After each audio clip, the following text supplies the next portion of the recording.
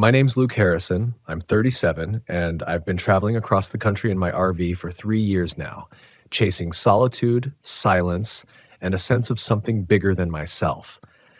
But the deeper I've gone into the wild, the more I've started to realize that solitude comes with its own kind of danger. There's something unsettling about how easily people vanish out here. One wrong turn, one choice to follow a trail alone, and you become a story someone else tells, if you're lucky. It was late September when I pulled into Olympic National Park in Washington. The air had that heavy, moss-sweet smell of decay. I'd read about disappearances there before, about hikers who walked into the green and never came back. I told myself I wasn't like them. I had maps, a satellite phone, a generator, everything I needed to stay safe. But sometimes safety isn't about gear. It's about knowing when something around you has changed. I parked my RV near the Hoh Rainforest, on the edge of a service road that used to lead to an old ranger station. The road was washed out beyond a certain point, so I camped near the tree line, a little distance from where the official sites were. I liked the idea of being alone, without campfire smoke from other travelers, without generators humming in the background. I thought silence would bring clarity. That first night, the rain started just before midnight. Not heavy, just that Pacific Northwest drizzle that seeps into everything. I sat inside my RV, lights off, listening to the patter against the roof. Every so often, I'd hear something else. Faint tapping sounds outside, not quite rhythmic, not quite random either. I told myself it was branches, water dripping from the canopy. Still, I remember looking at the door, wondering if I should lock it, though I couldn't remember if I already had. When I finally fell asleep, I dreamed about footsteps on wet leaves. In the dream, someone was circling the RV, but I couldn't see them, only the impression of movement in the misted window. When I woke, it was still dark, and the forest had gone completely quiet. Not even rain, just stillness, so heavy it pressed on my chest. The next morning, I found prints outside, bare feet, small ones, leading from the road into the trees. The rain hadn't washed them away yet. I followed them maybe 10 yards before they vanished in a patch of ferns. I stood there listening. The forest was thick with birdsong and dripping water, but beneath it was something else, like breathing, drawn out and shallow. I told myself it was my imagination. I wanted it to be my imagination. Later that afternoon, I met a ranger. His name was Cole, mid-40s, the kind of guy who carried his wariness like part of his uniform. He saw my RV on the service road and stopped to check my permit.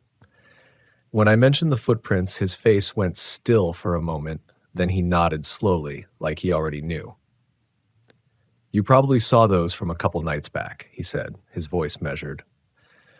"A girl went missing not far from here last week. Family's been searching since Friday. She was with a group, wandered off from camp. You might be parked near where her trail went cold." He said it so simply, so calmly, like it was just another weather report. I asked him if they'd found anything. He shook his head. "She's not the first," he said. "Won't be the last." That night, I couldn't shake what he'd said. I kept thinking about those words. Not the first, won't be the last. When the rain came again, I stayed awake listening to the sound of the forest breathe. At one point, I thought I heard someone humming. Just a few soft notes drifting through the trees like they were caught in the fog. I went outside, flashlight in hand. The mist swallowed the beam before it reached the first trunk. The air smelled like wet bark and something else, something faintly metallic like rust. I turned in a slow circle, my boots sinking into the soft earth. There was nothing, no one. But when I shut off the light, I could still see a faint glow between the trees, like a lantern moving slowly. I called out, "Hello," and my voice came back to me, warped by the forest. It sounded like someone else answering. The light drifted closer, flickered once, and then vanished. I stood there in the dark, not daring to move, until the rain grew louder and the fog pressed closer around me. The next morning, I drove down to the ranger station. Cole wasn't there, but another ranger told me they'd called off the official search. Weather was getting worse, visibility too low, I asked if the girl's family was still around. He just looked at me and said quietly, "They left. Sometimes it's better not to keep looking." Something about that stuck with me, the way he said it, not as advice, but as a warning. I thought about leaving that day. I packed up the RV, started the engine, even backed onto the main road. But then I stopped.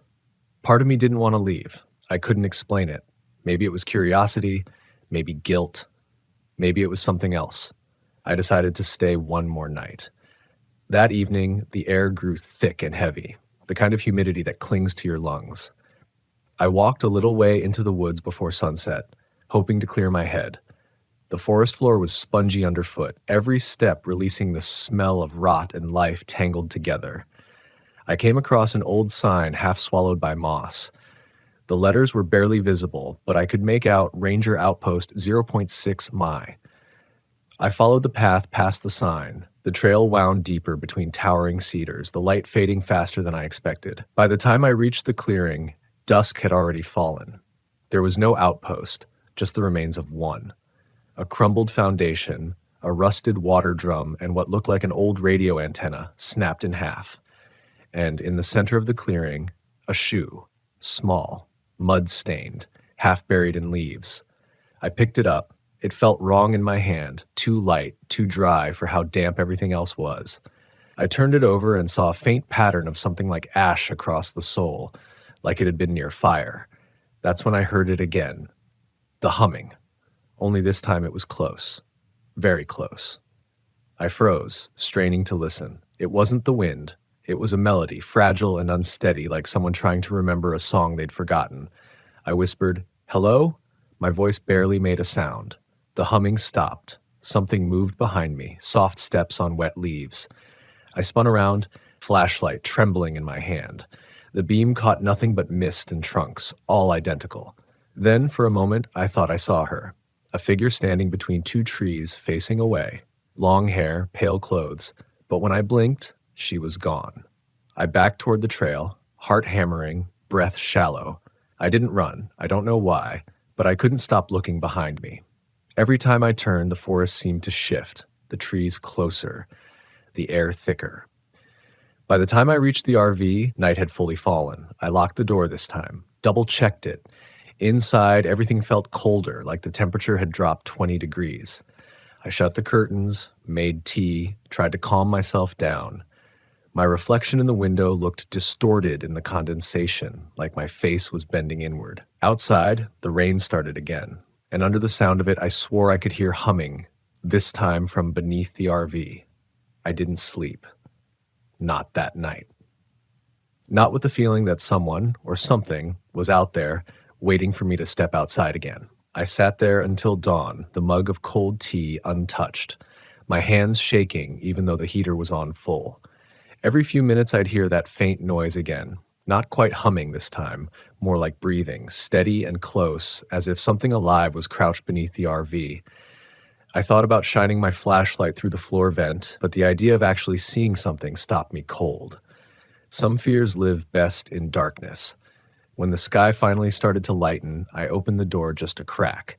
The air outside was still, mist crawling low across the ferns. I crouched down, heart pounding, and peered under the RV. Nothing. Just damp soil, tire tracks, a few stray pine needles clinging to the undercarriage. But when I stepped back, I noticed something carved into the dirt beneath the driver's side. Letters. Shallow, jagged, like they'd been scraped with a stick or stone. H-E-R-E. That single word sat there, half washed by rain, but unmistakable. For a long time, I didn't move. My rational brain tried to explain it away. Kids messing around, prank from another camper, but I hadn't seen another person in days. Not since the Ranger. And besides, it wasn't just the word. It was how uneven it looked, the lines overlapping as though whoever or whatever wrote it didn't quite remember how letters worked. I packed up fast after that. I didn't even bother making coffee. My hands kept shaking as I disconnected the hoses, shoved things into drawers, slammed doors, without caring about the noise. I told myself I'd head toward Forks or even Port Angeles, anywhere with a signal and other people. But when I turned the ignition, the engine sputtered and died.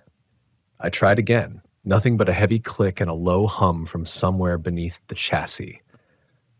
"Come on," I muttered, pounding the steering wheel. The hum grew louder, vibrating through the floor, a deep resonance that felt alive. I killed the power completely, jumped out, and circled to the front.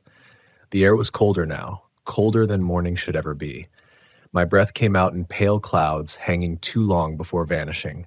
Then I heard it again, the humming. Only this time, it wasn't a song. It was a voice. It was saying something in a rhythm that matched my pulse. I couldn't make out the words, but it was human. It came from the forest's edge, soft but deliberate, the kind of voice that didn't need to shout to be heard. "Hello?" I called, even though every instinct screamed not to. "Who's there?" The sound stopped. For a long stretch of silence, all I heard was the drip of rain from the canopy. Then, faintly, a response. "Here." That voice, small, high, unsteady, came from somewhere inside the trees. I froze, staring at the line of mist where the forest began. The word echoed through my chest like a slow heartbeat. I couldn't tell if it was a person or just the woods playing tricks with distance and memory. But I could feel something watching. Without thinking, I grabbed my flashlight, slammed the RV door behind me, and followed the sound. The forest felt different that morning. Wrong somehow. The colors muted, the air dense. Every step I took felt slower, heavier, like walking through a dream that didn't want me to wake. The trees leaned inward as I moved deeper, their trunks slick with moss that glistened like oil. Somewhere above, a crow called once and went silent. The trail twisted until I lost sight of my RV entirely. That's when I saw it. A pale scrap of fabric hanging from a low branch. A sleeve, maybe. I reached out, and it crumbled in my fingers, leaving a smear of gray ash across my skin. "Hello?" I tried again, softer now. A sound answered, footsteps, light and deliberate, moving parallel to mine. I swung the flashlight toward the noise, but the beam caught nothing except the vapor of my own breath. Then I saw her. About 20 feet away, half concealed by ferns, a girl, maybe 16 or 17. She stood barefoot in the mud, hair hanging wet over her shoulders, wearing what looked like a torn gray hoodie. Her face was pale, lips colorless. She stared straight at me with eyes too wide, like she'd been waiting. "Hey!" I called. Are you the girl who went missing?" She didn't move, didn't blink. The only thing that shifted was her mouth. It opened slightly, and for a moment I thought she was going to speak. But what came out wasn't words. It was that same humming, a low, tremulous tune that grew louder until it filled the air between us.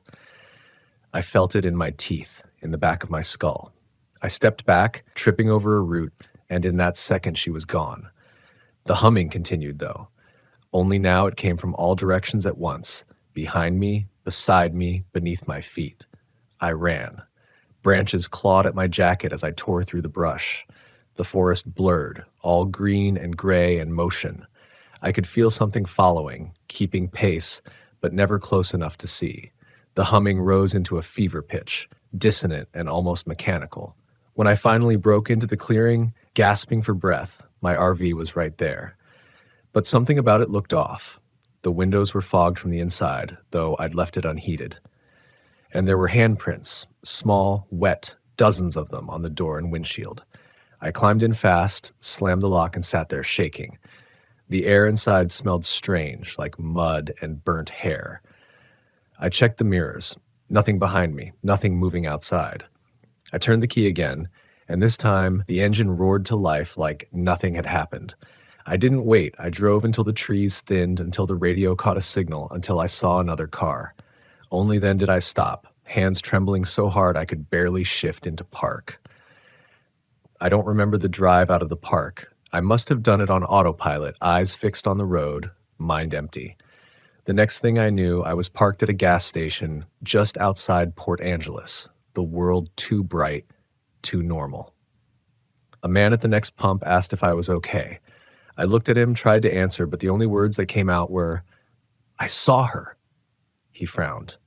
Saw who? I couldn't explain. Not without sounding insane. That night, I slept in a motel, leaving the RV outside under a flickering streetlight. I dreamed of her again. The girl standing by the trees, mud on her feet, eyes wide. In the dream, she was whispering something over and over, but the words twisted each time, impossible to hold on to. When I woke, my heart was pounding and my throat dry. I went to the window. The RV was still there, but someone or something had written a word across the condensation on the rear window. Stay. The letters were long, dripping, like they'd been traced by a wet finger. I left the next morning. I didn't even check out. I just drove south along the coast, avoiding every national park sign I passed. But the farther I went, the more I started noticing things, subtle things. Every few miles, I'd see someone on the side of the road, a hiker, a traveler, someone standing too still. Sometimes they'd raise a hand as if waving. Sometimes they'd just watch me pass. After a while, I stopped looking because I realized every one of them was barefoot. And sometimes when I parked for the night and turned off the engine, the last sound I'd hear before sleep wasn't wind or rain. It was humming. For weeks after that, I tried to shake it off. Told myself it was exhaustion, a kind of forest-born hallucination that comes from being too long in isolation. I told friends on the road vague versions of it, left out the humming, the footprints, the carved word. But every time I started talking about Olympic, my throat would tighten. By mid-October, I'd made it as far as Montana, Glacier National Park. Beautiful, vast, silent. I didn't even plan to stop there at first, but curiosity has a way of dragging you back to the places that almost broke you. I'd been reading about disappearances again, hundreds of them across national parks, all under strange circumstances. Children vanishing within minutes, adults disappearing just yards from marked trails, no tracks, no bodies, no answers, just names added to lists that never get shorter. One of those names stuck with me, Eva Carlin, age 16, missing Olympic National Park, Hoh Rainforest. I didn't know why it hit me so hard until I realized that was the name of the girl they'd been searching for, the one the ranger mentioned, the one I'd seen, or thought I'd seen. Maybe that's why I went back out into the wilderness again. Maybe I wanted to prove to myself that what happened in Olympic was some kind of fluke, that nature didn't hold on to people, that it didn't remember them. The first few nights in Glacier were uneventful. The stars hung sharp above the ridgelines, the air cold and thin enough to taste. My RV was parked near Lake McDonald, where the water reflects everything like glass. The silence out there was almost holy, but on the fourth night, I woke to a sound that made every muscle in my body tense, knocking. 3 slow knocks coming from outside. At first, I thought someone needed help. I grabbed my flashlight and called out, "Who's there?" But no answer came. I opened the door, and the air that hit me was so cold it burned. The moonlight stretched across the clearing, pale and indifferent. No one was there. No tracks in the frost, no movement. I shut the door, but before I could turn away, I heard it again. 3 knocks, this time from the back of the RV. Every instinct screamed at me not to go out again. But curiosity, that old poison, won. I walked around back, the gravel crunching under my boots. The rear window was fogged, just like before. I reached up to wipe it clean, but before my fingers touched the glass, I saw a handprint appear from the inside. My body froze. I backed up a step, heart slamming against my ribs. I knew I was alone inside. I'd checked every inch before sleeping. Then, just as before, I heard it, humming. This time, it wasn't outside, it was inside. I ran to the door, flung it open, flashlight cutting across the interior. Empty. My blankets were twisted, my gear piled where I left it, the kettle still on the counter. But the air was heavy, thick with the scent of wet earth, the same smell that followed me from Washington. I sat there until dawn again, too afraid to move, the flashlight beam fixed on the window where the handprint had been. By morning, it was gone. I should have left that day. Every fiber of me knew it. But something deeper kept whispering, "You're already part of this." So instead of leaving, I started researching. Not online. Signal was too weak. I found a ranger named Mary who'd been stationed there for over a decade. When I mentioned disappearances, she got quiet. "You shouldn't go looking for that kind of thing," she said. "You'll just find patterns where there aren't any."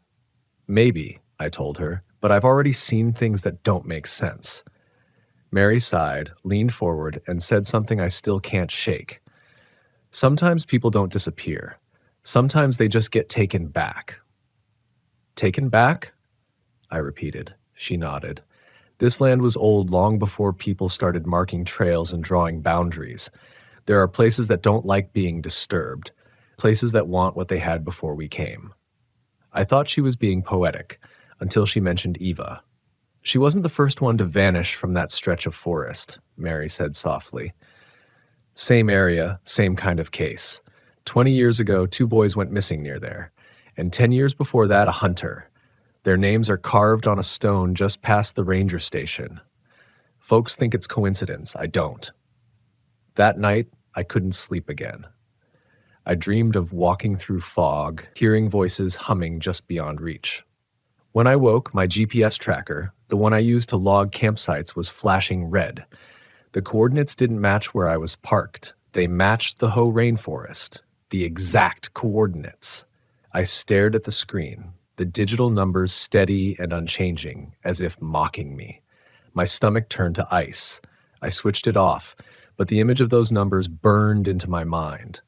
That's when I knew whatever I saw back there hadn't stayed in the forest. It had followed me.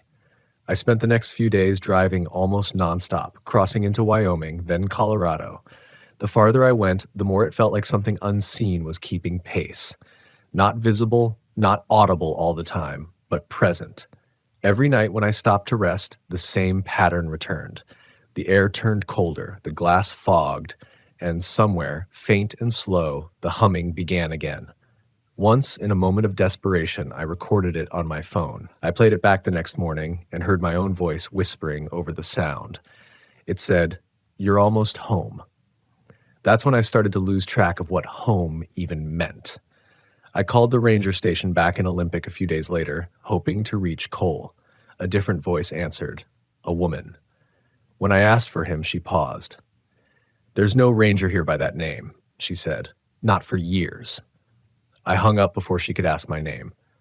By the time I reached Utah, I was a shell of myself. I hadn't slept more than a few hours in days. My eyes kept catching shapes that weren't there. Shadows by the road, silhouettes among the rocks.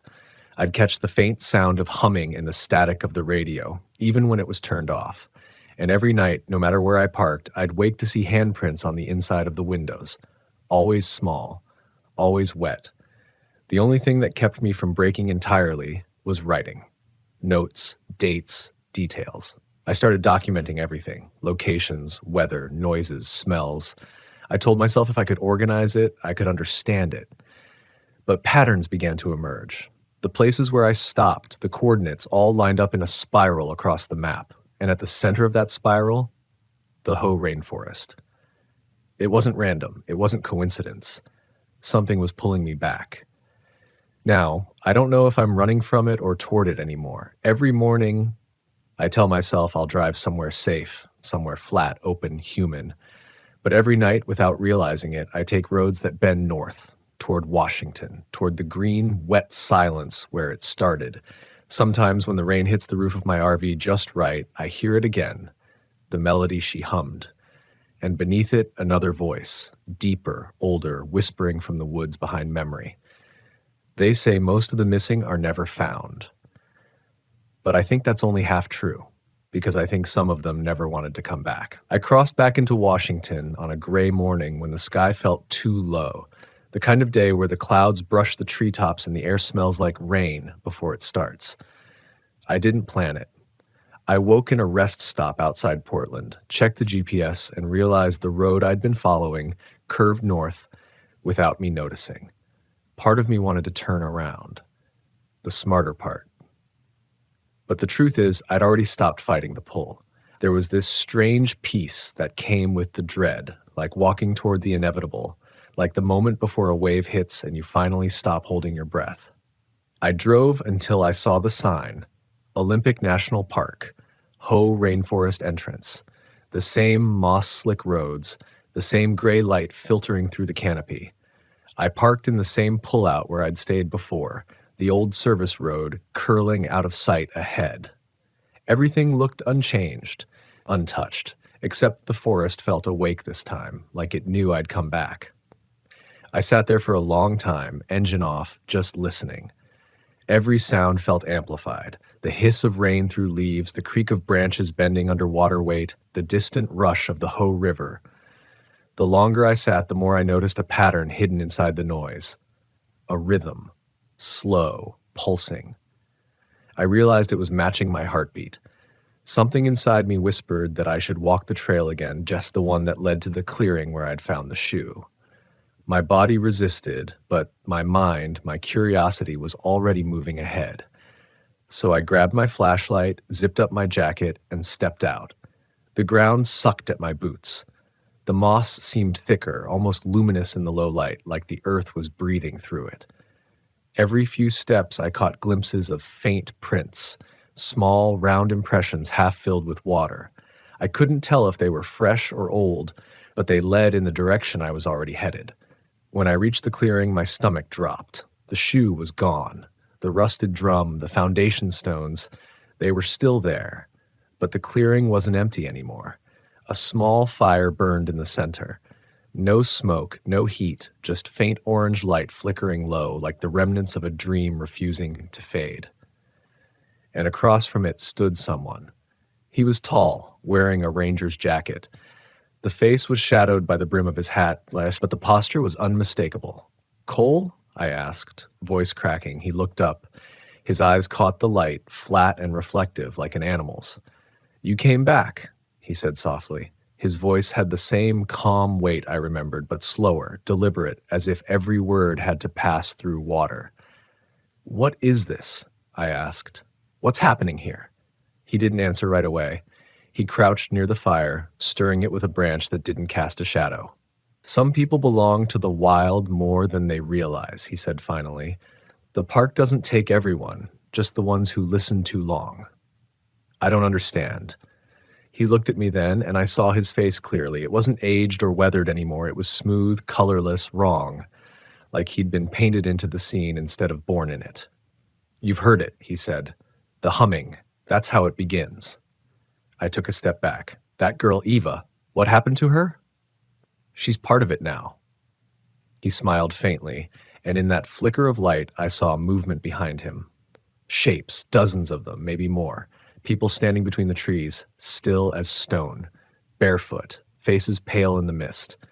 "Why me?" I whispered. Cole tilted his head. "Because you stayed when you should have left." The words sank into me like a chill through bone. I turned and ran. The forest closed in almost instantly, the path dissolving underfoot. My flashlight caught glimpses of faces in the trees, open eyes, half submerged in moss, mouths forming silent notes that blended with the rising hum. The air grew thicker, damper, colder. I could feel it pressing at my lungs, heavy with that metallic tang I'd smelled before. Somewhere behind me, a voice called out my name, not shouted, spoken softly, like a friend greeting me from across a river. "Luke." It sounded exactly like my own voice. I tripped over a root, hit the ground hard, the flashlight skidding away. The hum surrounded me now, low and vast, like the forest itself was vibrating. I crawled toward the light beam, my hands sinking into the mud, and felt fingers brush mine. Small, cold fingers. I yanked my hand back and scrambled up, flashlight shaking wildly. For a split second, I saw her again, the girl, half buried in the moss, eyes open, lips moving soundlessly. Then she sank downward, the green swallowing her whole. I ran. Branches whipped across my face, my boots slipped on the slick earth, but I didn't stop. The forest thinned, light growing ahead until I burst back onto the service road. My RV was still there, headlights dim under the drizzle. I didn't even look back. I dove inside, slammed the door, started the engine. As the tires hit the pavement, I caught one last glimpse in the rearview mirror. Cole stood at the tree line, his face blank, and behind him, rows of figures, their eyes glowing faintly, their mouths moving in silent rhythm. Then the road curved, and they vanished. I drove until my vision blurred, until my knuckles turned white on the steering wheel. I didn't stop until I hit the coast, somewhere near Aberdeen, where the salt air cut through the forest rot that still clung to me. I parked at an overlook and just sat there, shaking, listening to the waves pound the rocks below. For the first time in months, I didn't hear humming. But as the hours passed and the rain eased into a mist, something else settled in, a stillness, a waiting, like the silence between breaths. When dawn came, I went outside to breathe the ocean air. My reflection stared back at me in the window of the RV, gray, tired, hollow-eyed. I turned to look at the water, and for a moment I could have sworn I saw shapes moving beneath the surface. Not fish, not shadows, people. Their faces turned upward, mouths open as if singing. And when the wind shifted, carrying the sound inland, I realized it wasn't the sea I heard. It was the forest, answering. That's when I finally understood what Cole meant. The missing weren't lost. They were absorbed, reclaimed, and maybe I wasn't far behind. Now, every time I park for the night, I hear something faint outside. Not knocks this time, just the whisper of footsteps circling in the dark. Sometimes the lights flicker, sometimes the window fogs, and when I wake, there's always a new word traced in the condensation. Not stay, not here, just one word, soon, and each night that word feels truer. I remember the first time I realized the desert had a way of swallowing the sky. My name's Ethan, I'm 32, and I've been chasing open roads and hidden campgrounds across the United States for years in my old Class C RV.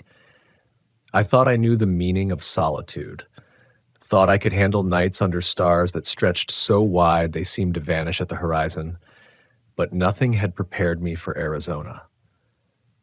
Not the heat that burned the skin by day, nor the wind that whispered like dry teeth across the sand by night.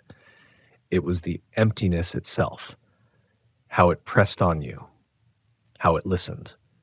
I arrived late in the afternoon, following a dirt road that twisted through a canyon between jagged red cliffs. The campground was tucked into a shallow valley, almost invisible until I stumbled across the makeshift sign scrawled in white paint, Coyote Hollow. A few other RVs were scattered, mostly older rigs like mine, their owners mostly keeping to themselves, setting up camp in silence as though the desert demanded respect. I parked under the shadow of a lonely juniper tree, its twisted branches clawing at the sky, and took a moment to breathe. The air smelled of dust and sagebrush, dry and sharp, and it carried the faintest hint of smoke from a distant campfire I couldn't yet see.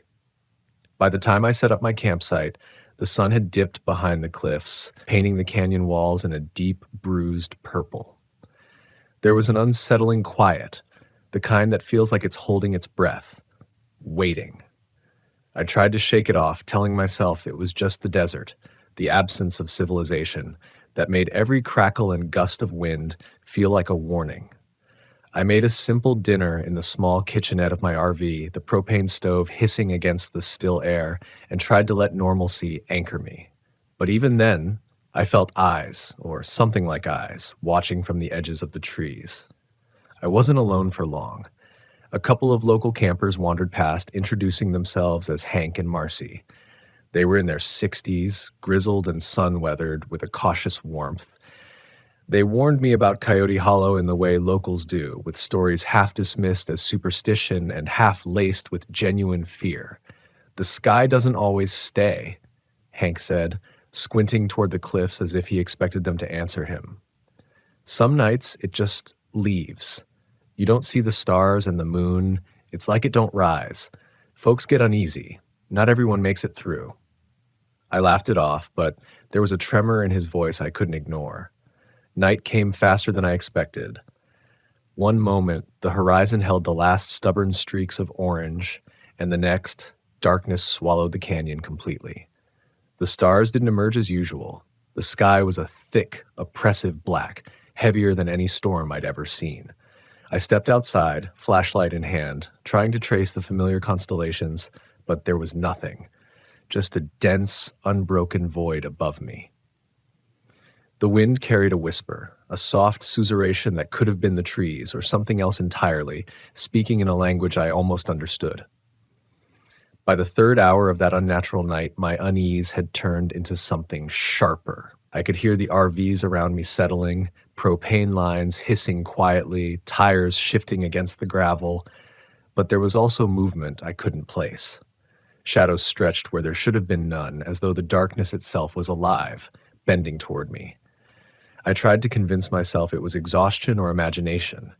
I kept busy, checking the locks on my doors, reviewing my campsite, pacing inside the narrow hall of my RV, but the feeling only grew. That's when I noticed it. Tiny at first, almost negligible. A low, rhythmic tapping against the side of my RV, not wind or falling branches. Deliberate. I froze. The desert was silent, save for the occasional groan of distant rock settling. The tap came again, slow and measured, a heartbeat in the night. I pressed my ear to the wall, straining to catch any sign of who or what was outside. There was nothing, but I couldn't shake the certainty that something had been circling my RV while I was distracted. I decided to step outside, flashlight raised, rationalizing that if it was an animal, it was small and likely harmless. The air hit me like a wave, heavier than it should have been, charged with a stillness that made every sound unnaturally sharp. My light cut across the gravel and the twisted junipers, but revealed nothing. I walked a slow circle around the RV, my boots crunching over rocks, calling out into the void, hearing only my voice echo in unnatural directions. The tapping didn't repeat, but the sense of being observed intensified. It was then I realized the wind had stopped completely. Absolute silence. The kind that presses against your ears until it feels like the world is holding its breath with you. I returned inside, trying to calm my racing thoughts. I sat at the small table, staring at my hands, convincing myself that isolation always magnifies fear. Yet, even with every rational thought, the sky remained a black, unyielding sheet above me. I'd camped in deserts before, in places where storms and clouds swallowed the stars, but this was different. The absence of light felt alive, almost sentient, like it was weighing me down, testing me. Hours passed, or maybe minutes. Time felt distorted, and every creak of the RV, every sigh of the metal frame, sounded amplified, echoing a message I could not decipher. Then I heard it, a low, guttural exhale from somewhere beyond my RV, the kind of sound that isn't animal and isn't human, but something that teeters on both. My heart seized, and I could feel my palms slick against the tabletop. I wanted to convince myself I was imagining it, that exhaustion or desert heat was bending reality. But the sound came again, closer this time. A shadow flickered across the window, a movement in the corner of my eye, and I realized the tapping wasn't over. It had returned, louder now, measured, deliberate, almost intelligent. Panic surged, but I forced myself to think. I grabbed my keys and flashlight and moved toward the driver's seat. If I could just start the engine, just get out, maybe the motion, the noise, would break whatever spell the desert had cast over this place. But the battery was dead, or so it seemed, and every attempt to spark life into the RV ended in static silence. I felt trapped, as if the canyon itself had closed in, stretching shadows to cover every exit. My chest tightened, breath shallow, and I realized the night wasn't just dark, it was endless. Then I saw them. Tiny glowing points at the edge of the tree line, faint but distinct like embers hovering just above the ground. At first, I thought they were campfires from unseen campers, but their movement was too precise, deliberate, and synchronized, circling slowly in a pattern that made no sense. They seemed aware of me, attentive, and the soundless rhythm of their movement amplified the stillness around my RV. I could feel a pull in my chest, an almost magnetic force drawing me toward the edge of the trees, toward the void. I don't know how long I sat there, paralyzed by fear, staring into that shifting circle of light. My mind tried to reconcile the impossible. No sky, no stars, the unbroken darkness, the whispered exhale, the tapping, and now the lights that moved like sentient sparks in the desert night. Somewhere deep, I remembered every story Hank had half laughed about earlier, the nights the sky disappeared, the people who didn't come back. Denial wavered. Suspicion hardened into a creeping dread. I knew instinctively that this was not natural, and that whatever it was, it wanted me to notice. I grabbed my pack, throwing essentials into it, determined to leave immediately, to drive through the darkness if necessary. The moment I stepped outside, the wind returned with a rush, scattering the small lights into the distance like sparks from a fire. The oppressive weight lifted slightly, but the fear did not. I moved quickly, boots scraping against the gravel, flashlights swinging wildly. The RV engine turned over this time, and I shot down the dirt road, tires throwing dust into the still night. Behind me, I swear I saw the tree line shift, as if the canyon itself had exhaled in disappointment or amusement. For hours, I drove without seeing another living thing. The GPS failed, cell service non-existent, and the road twisted in unfamiliar ways. When the first hint of dawn cracked across the cliffs, painting them a soft, forgiving pink, I finally slowed, realizing I had no idea how far I'd gone or what I had left behind. The desert had returned to its quiet normalcy, but I carried with me a sense of raw, unshakable awareness. Something had been there in the night, something that tested boundaries, something patient and ancient. I had escaped it, yes, but only because I had listened to the fear I had tried to ignore. I didn't camp in Arizona again for years, and even now, when I think of Coyote Hollow, my chest tightens. The desert teaches humility, patience, and respect, but it also teaches fear, the kind that lingers long after you've left the canyon behind. I learned to trust instinct over rationalization, to recognize that some darknesses are not conquered by logic, but by acknowledgement and swift, decisive action. That night, the sky vanished, and so did my illusions of invincibility. The desert had spoken, and I had survived, but it left me changed. The road never ends, and the lessons never cease. I carry the memory of that night with me, the weight of the unseen, the absence of the sky, and the quiet, deliberate test of whatever waits beyond sight. And in every campsite I visit now, I remind myself, fear is not the enemy. It is the guide. The night will test you, the RV will creak, the trees will whisper, and somewhere just beyond the corner of your eye, the impossible waits. Listen, act, survive, and remember that the world is far older, far stranger, and far darker than our comfort lets us admit. I drove for hours, though it didn't feel like hours. Time seemed to stretch and fold in the desert, the sun rising sluggishly over jagged cliffs that had already begun to look strangely familiar. I didn't know if I was retracing my path or threading through some parallel canyon that mirrored the one I'd left. Every curve in the road felt like a question, every shadow at the edge of the tires, a reminder of what I had seen, of what might still be waiting. My hands clenched the steering wheel until the knuckles whitened, every nerve in my body taut, as if the desert had stretched me thin and left me frayed at the edges. I eventually spotted a ranger station off the road, a small brick building with peeling paint and a few scattered vehicles in the lot. Relief surged through me, a mix of exhaustion and the simple need to affirm that other people, ordinary humans, existed beyond the canyon walls. I pulled in, engine whining, and stumbled inside. The ranger on duty, a young woman named Lisa, looked up from her desk with a raised eyebrow, noting my pale, drawn face and the dust-caked state of my clothes and hair. I tried to explain what had happened, my voice cracking, tripping over words as I recounted the unnatural darkness, the light circling, the tapping against my RV. Lisa listened, her expression a careful balance of concern and skepticism. Arizona can play tricks on the mind, she said gently, but sometimes it really is just tricks. Desert mirages, echoes, the way shadows stretch. People get spooked. I wanted to believe her, to allow the mundane to soothe my frayed nerves, but deep in my gut, I knew this wasn't a trick.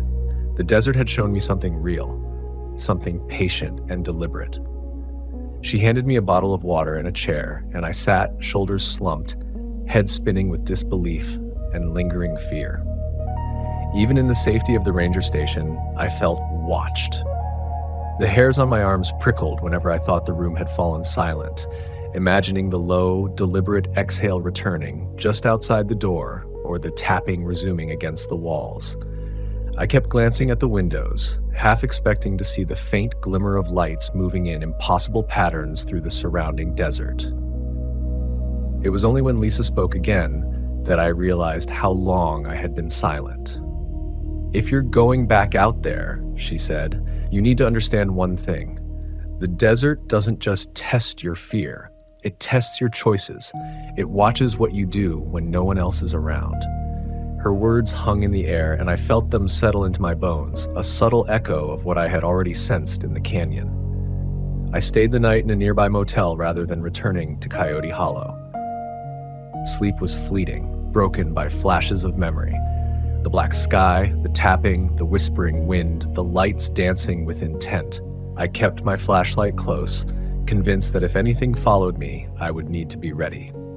But morning brought light and perspective. The desert, in its bright, sun-soaked normalcy, looked tame, almost inviting. Yet I knew better. I understood now that the night wasn't about monsters or mischief. It was about observation. It was about recognition, seeing fear and knowing it, respecting it, and acting before it consumes you. Weeks later, I returned to Coyote Hollow, this time with a friend, Mara, who had camped with me on previous trips, but never witnessed the desert's darker edge.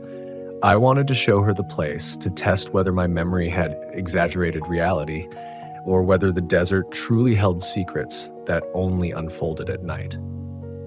We arrived in the late afternoon, sun warming our backs, and I parked near the juniper, where I had first felt the weight of that skyless night. The canyon was quiet, the air heavy with the scent of dry earth and sage. Mara was enthusiastic, laughing at my overly cautious explanations, brushing off the shadows I pointed out with exaggerated gestures. Night came again, slow and deliberate. I watched Mara unpack, setting up a small lantern outside her RV, the warm glow struggling against the growing darkness. As the sun disappeared, the first stars would normally appear, a familiar blanket across the sky, but tonight, the sky didn't respond. It didn't fold into darkness as before. It simply vanished. Mara noticed first, her voice catching with surprise. "Ethan, the stars, they're gone." My heart thudded in my chest, a reminder that this was no hallucination, no trick of memory. The darkness pressed on us immediately, filling every corner of the canyon with something that felt alive, sentient, aware of our presence. The tapping returned almost instantly, faint but deliberate, measured, the same rhythm that had haunted my first night. I reached for Mara's hand, trying to anchor her and myself to reality, but the darkness played tricks, bending edges, folding shapes into forms I couldn't recognize. Then the lights appeared again, the faint, ember-like glimmers at the edge of the trees, circling deliberately, closer, faster. Mara gasped, a sharp sound that startled even me, and I realized she now understood the weight of what I had faced alone. Her hand was clammy in mine, and her eyes darted around, unable to find anything familiar in the void. I knew the desert demanded respect, demanded action. We couldn't wait, couldn't hesitate, because whatever had tested me before would not allow complacency now. I grabbed our essentials, flashlight, water, keys, and we stepped into the night, moving quickly toward the RV. The wind picked up, scattering dust and sand in blinding clouds, and with each gust, the tapping and the low exhale seemed to retreat slightly, like something observing, waiting to see if we could act with clarity. The drive out was a blur. Tires through gravel, our headlights barely penetrating the unnatural darkness, but somehow, I knew the canyon itself guided us, pushing us toward escape if we paid attention. Behind us, I thought I saw the juniper tree twist in impossible ways, branches writhing as though reaching for us, but the movement was fleeting, more shadow than substance. When the first light of dawn appeared over the cliffs, pale and forgiving, I realized we had traversed the canyon without direct confrontation, yet the weight of the night lingered, a subtle pressure in the chest that refused to let go.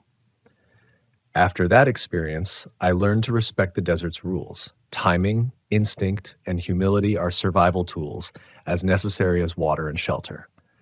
Fear is not a weakness, it is a compass. The desert teaches patience and vigilance. And above all, it reminds you that what you cannot see can still watch you, test you, shape your choices. Coyote Hollow is no ordinary campground, and the night without sky is no ordinary night. It leaves a mark on those who survive, not as a scar, but as a quiet, enduring knowledge of limits, perception, and the invisible weight of the world around us. Even now, when I pack my RV and head toward new horizons, I think of that night. The sky may shine with stars and the wind may carry only the scent of sage, but I carry the memory of the canyon, the tapping, the whispering exhale, and the ember lights circling in deliberate patterns. It's a reminder that adventure carries with it responsibility, not just for your own safety, but for recognizing the subtle forces around you, the ones that test, observe, and sometimes vanish into the desert night before you can fully understand them. The days after that second night were quiet, almost unnervingly normal.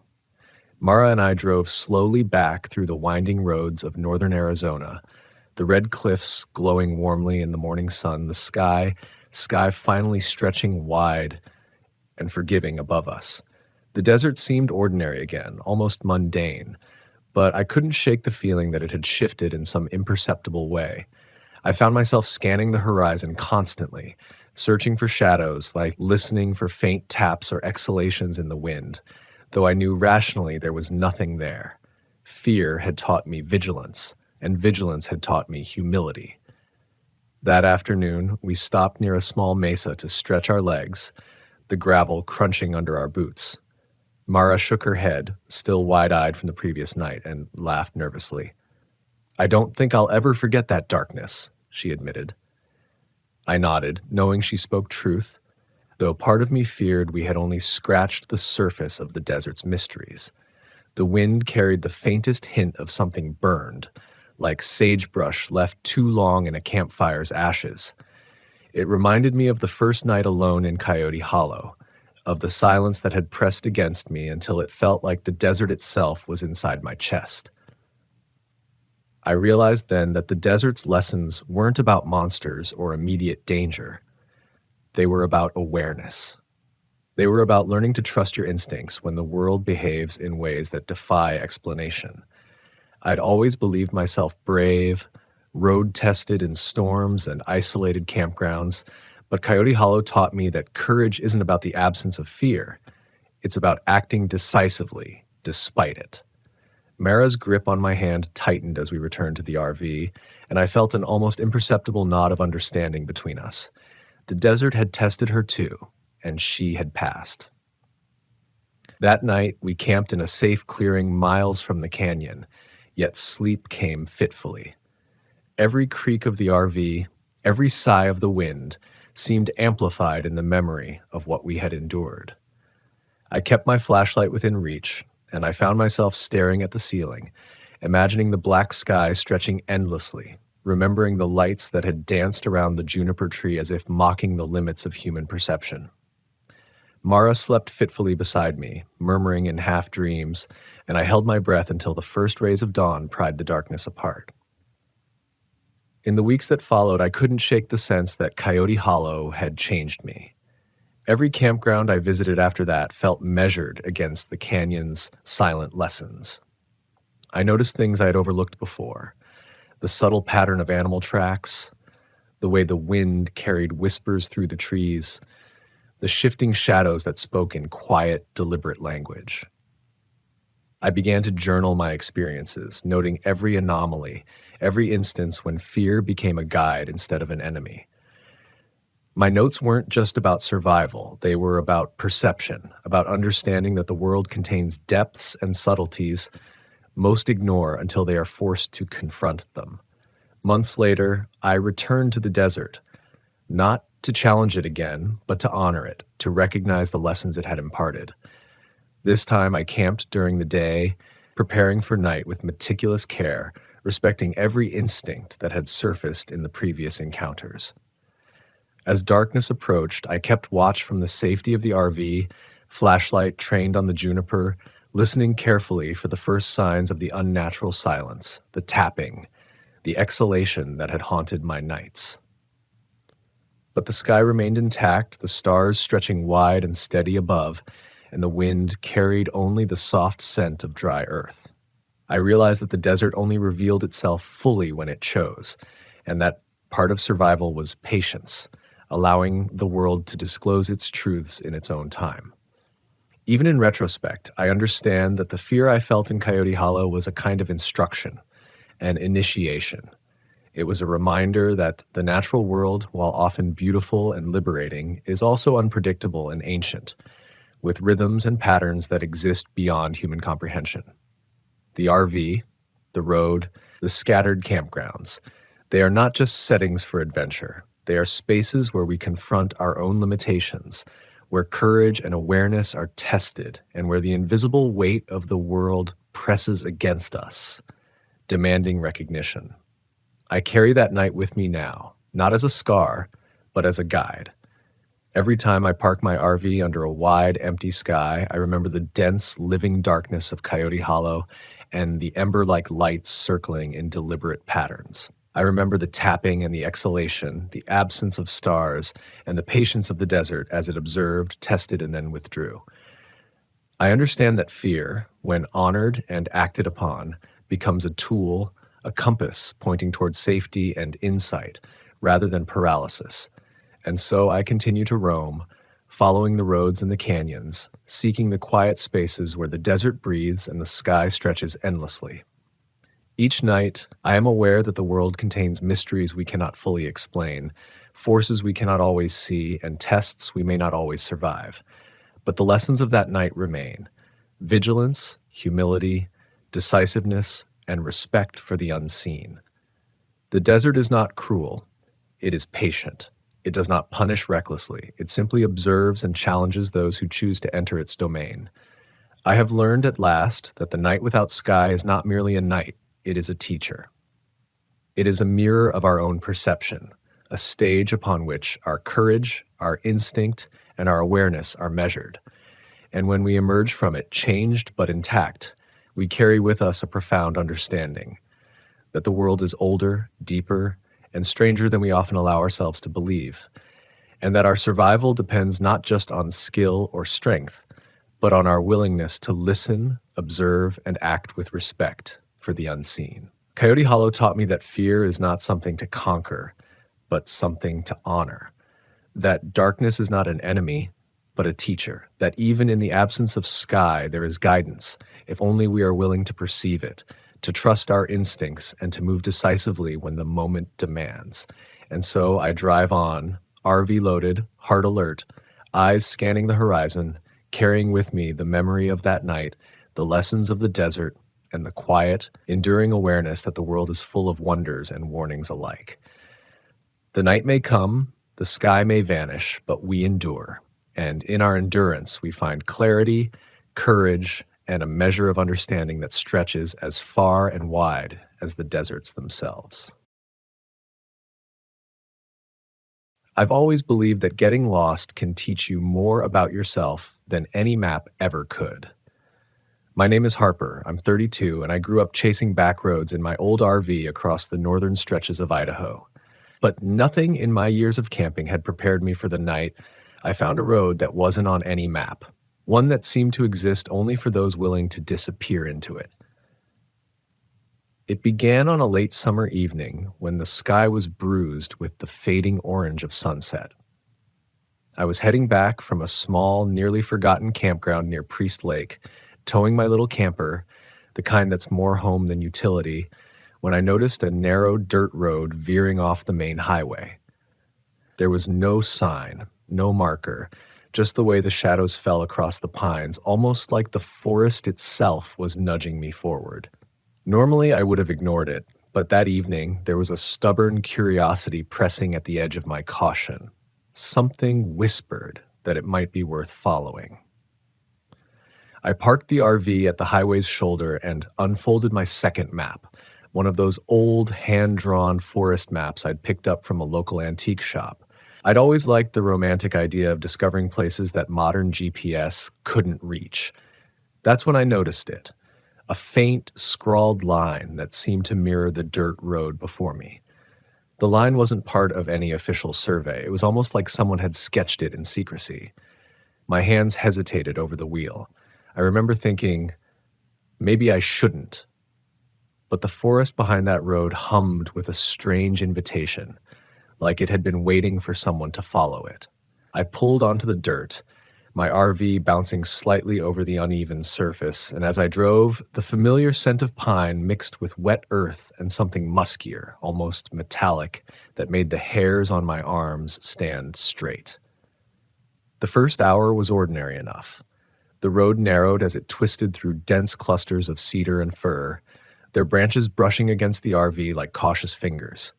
I passed the occasional broken-down cabin, its windows boarded, doors hanging open, but not a soul in sight. Each cabin felt like a shrine to abandonment, the air thick with the echoes of lives left behind. I told myself these were just the quirks of remote Idaho, but deep down, I felt watched. My reflection in the rearview mirror seemed sharper, stranger, like my own face was unfamiliar in the half-light filtering through the canopy. I tried to shake it off, focused on the winding path, the occasional deer startled into the underbrush, the faint rustle of leaves that seemed louder than it should have been. Around the second hour, the road became less forgiving. Potholes swallowed tires like traps, and the trees leaned closer, branches scraping along the sides of the RV, leaving tiny scars in the paint. My radio crackled, then went dead. My cell service had vanished long before, and now even my GPS showed only blank space. That's when I realized the map I'd brought, the one scrawled in faded ink, was the only thing connecting me to the outside world. I traced the lines with my finger, comparing the turns I'd made, but the road ahead didn't match any mark. It curved, it split, it looped back in ways the map didn't. Panic began its slow crawl along my spine. I told myself to stay calm, that I'd driven these roads countless times and I could find my way back. But the deeper I went, the more the forest seemed to shift, reshaping itself around me. By the time darkness fully claimed the sky, I was somewhere entirely unrecognizable. The headlights barely pierced the shadows, but I could see shapes between the trees, something tall, elongated, standing, motionless, watching. My stomach clenched. I slowed, my knuckles white against the wheel, my mind replaying every survival horror story I'd ever laughed off. The shapes moved when I blinked, just enough to remind me I wasn't alone. I told myself they were deer or maybe fallen branches, but each shadow's silence pressed a weight that felt human.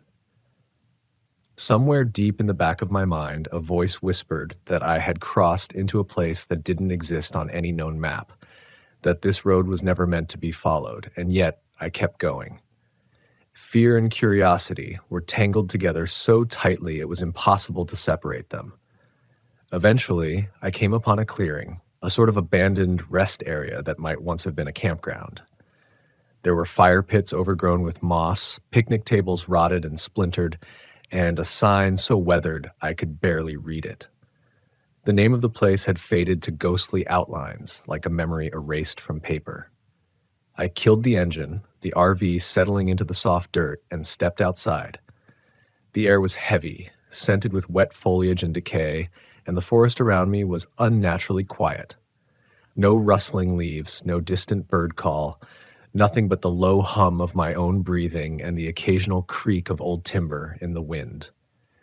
It was beautiful and terrifying at once, like the earth had paused to watch me. I knew instinctively I should leave, but something made me step further in, almost like the forest had reached into my chest and pulled me. That's when I saw the second map on the dashboard, the one that had guided me here, fluttering in the faint breeze through the cracked window. I hadn't noticed before, but a new line had appeared, freshly drawn in the same faded ink, leading off into a direction I hadn't dared to explore. My rational mind screamed, "Turn around, go back," but my curiosity, stubborn and reckless, pushed me forward. I grabbed a flashlight from the RV and followed the path the map indicated, the beam cutting through the thick darkness.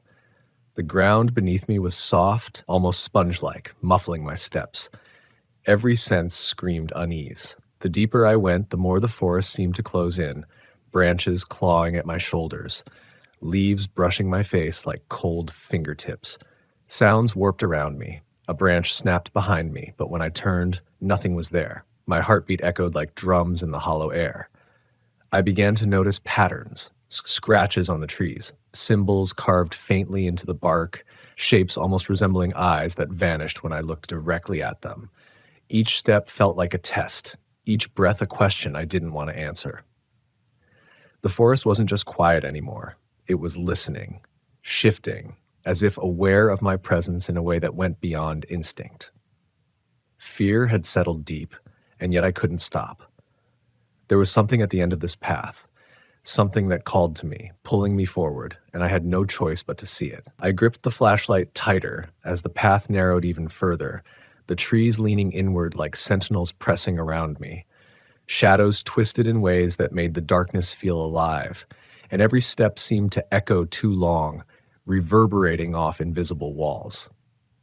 I told myself it was just my mind, that my imagination had been stretched thin by the isolation, but the forest had a rhythm now, a pulse I couldn't ignore.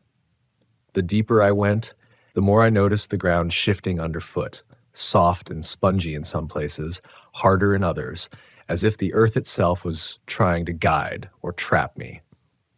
My breath came out in sharp bursts, and every instinct screamed that I was being observed, that something had followed me from the clearing, something that didn't make a sound, but was undeniably there.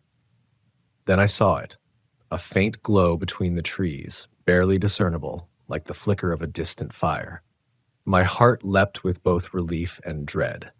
Relief because the glow suggested civilization, a fire, or maybe a cabin.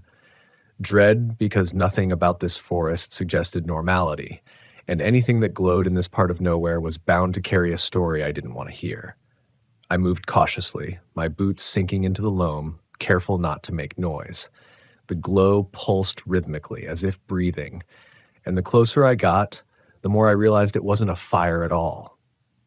It was a lantern, hung on a branch, swinging slightly despite the lack of wind. Beneath it was a clearing I hadn't noticed on the map, surrounded by trees so dense they seemed to fold inward, enclosing the space in unnatural silence. As I stepped into the clearing, I noticed something else.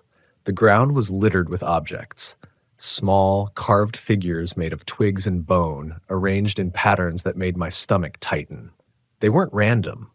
Someone, or something, had meticulously placed them, and the air carried the faint, metallic tang of old blood.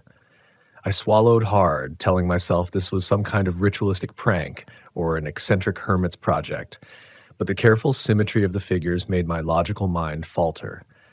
I circled the edge of the clearing, looking for signs of movement, but saw nothing. The lantern swayed slightly again, and I could have sworn it cast shapes that weren't there before. Shapes resembling faces, watching, waiting.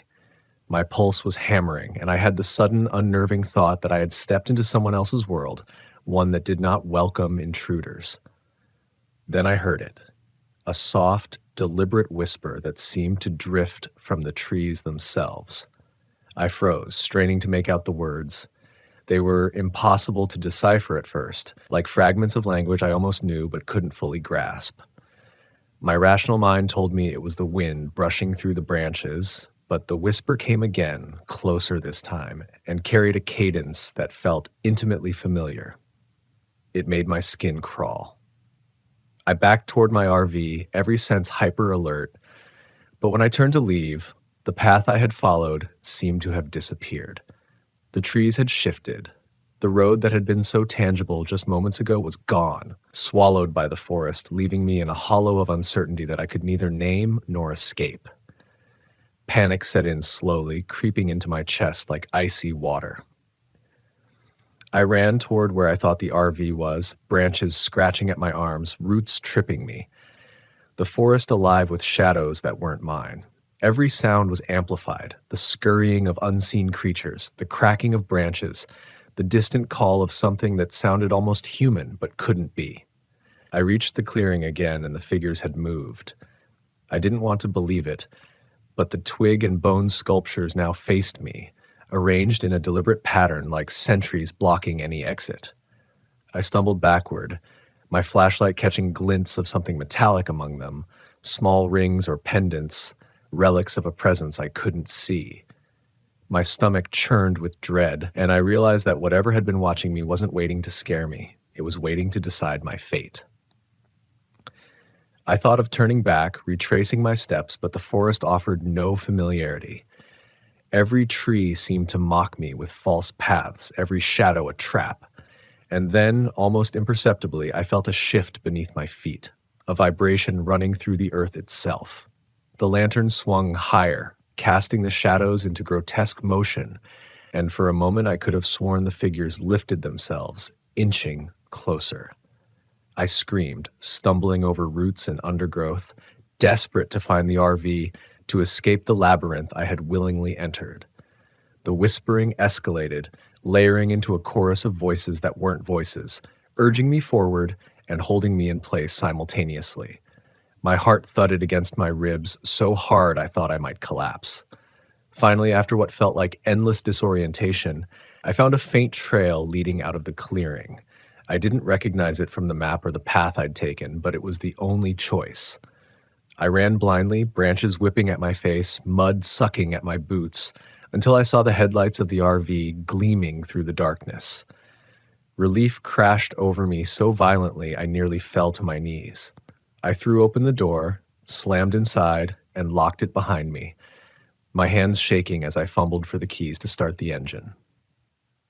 The forest outside was silent again, as if nothing had followed me, but I knew better.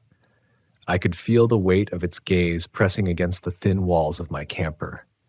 I drove in a direction that seemed right, hoping for any sign of the main highway. The second map lay open on the passenger seat, its lines clean and blank where new markings had once appeared. It was as if it had never guided me at all. Hours passed in silence, the road beneath me unremarkable now, and I felt the forest receding, the oppressive presence easing with each mile. By the time I reached a small town and found a gas station with blinking fluorescent lights, I was physically drained and mentally raw. I realized I had seen a road that existed in a space between maps, a road that tested more than navigation. It tested fear, instinct, and resolve. Even now, weeks later, I can't shake the memory. The forest that drew me in so subtly still lingers in my dreams, whispering from the edges of my sleep. I've learned a lot from that night, about trust, about listening to instincts, about respecting boundaries unseen and unmarked. The second map, the one that led me nowhere and everywhere at once, taught me that some roads aren't meant to be conquered, only survived. I've returned to RV camping, of course, but never without a deeper caution and a recognition that curiosity, while powerful, carries a cost. Some paths exist only to remind you of how small and vulnerable you truly are. Even after I escaped the forest that night, I couldn't shake the feeling that it had followed me home. My name is Lena, and I often tell myself I'm rational, experienced, someone who has chased countless off-grid paths in my RV across Montana and Idaho, but that night proved otherwise. The drive back left me exhausted, but it was the silence afterward that unnerved me most. At first, I tried to dismiss the memories, chalk them up to exhaustion and the tricks of a mind stretched too thin by isolation. Yet every time I closed my eyes, the shapes in the clearing returned, the whispering voices returning in fragments, as though the forest had implanted them somewhere deep inside my skull. I began keeping a notebook, writing down every detail, the swaying lantern, the bone figures, the strange second map, but the act of writing didn't ease my unease. If anything, it sharpened it, forcing me to relive each moment with painful clarity. A week later, I found myself back on the road. Not to return to that place, no, but because I had to confront the lingering tension that had settled in my chest. The RV felt different now, more a cocoon than a home, protecting me from something unseen. I kept the second map with me, tucked beneath the driver's seat, and whenever I glanced at it, I swore I saw faint lines shifting, though I knew it was impossible. Driving along familiar back roads only heightened the contrast. Everything seemed too normal, too safe, yet I could not shake the sensation that the forest's influence had extended beyond its borders. Even towns felt alien, their streets lined with a subtle, knowing watchfulness, as if the world had been altered by my passage through that lost road. It was during this restless driving that I first noticed the pattern, Small, almost imperceptible markers along remote roads, twisted sticks, small piles of stones, faint scratches on trees. At first, I thought it was coincidence, perhaps remnants of previous travelers, but the markers began forming sequences, leading me to double-check my routes and my choices at every turn. They mimicked the way the second map had directed me, subtle nudges towards something I could not yet name. I remember stopping in a remote clearing, the sun slanting low in the sky, my heart pounding as I realized the markers formed a trail of sorts, invisible unless you knew how to look. It was exhilarating and terrifying simultaneously. My instincts screamed at me to stop, to return to safety, but there was a compulsive curiosity I could not suppress. As I followed these markers, the psychological pressure built. Shadows seemed to cling longer than they should. Wind carried unnatural whispers, and even the smell of wet leaves felt charged, almost anticipatory. I was hyper-aware of every crack of a branch, every rustle in the brush, and every time my headlights caught a glint in the distance, I expected movement. More than once, I slammed the RV into park to peer into darkness, convinced I saw figures standing just beyond visibility, watching silently. It became a test of endurance as much as navigation. How long could I maintain focus? How long could I push curiosity against fear before my mind faltered entirely? Each night I slept, it was fitful and haunted by fragments of the forest, the swaying lantern, the whispering chorus, the bone figures poised like guards. Then, months later, the map shifted again. I noticed it while cleaning the RV, dusting the dashboard where I had lain it so carefully.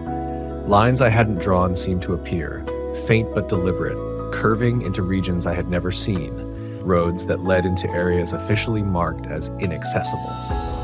My first reaction was disbelief.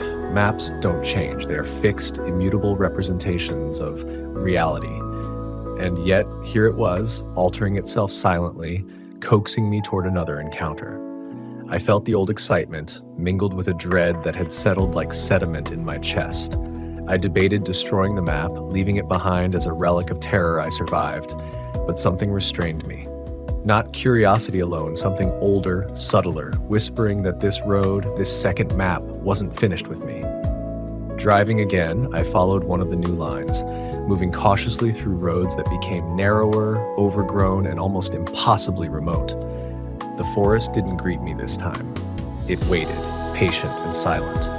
My senses were taut, every shadow a potential threat, every bird call a signal.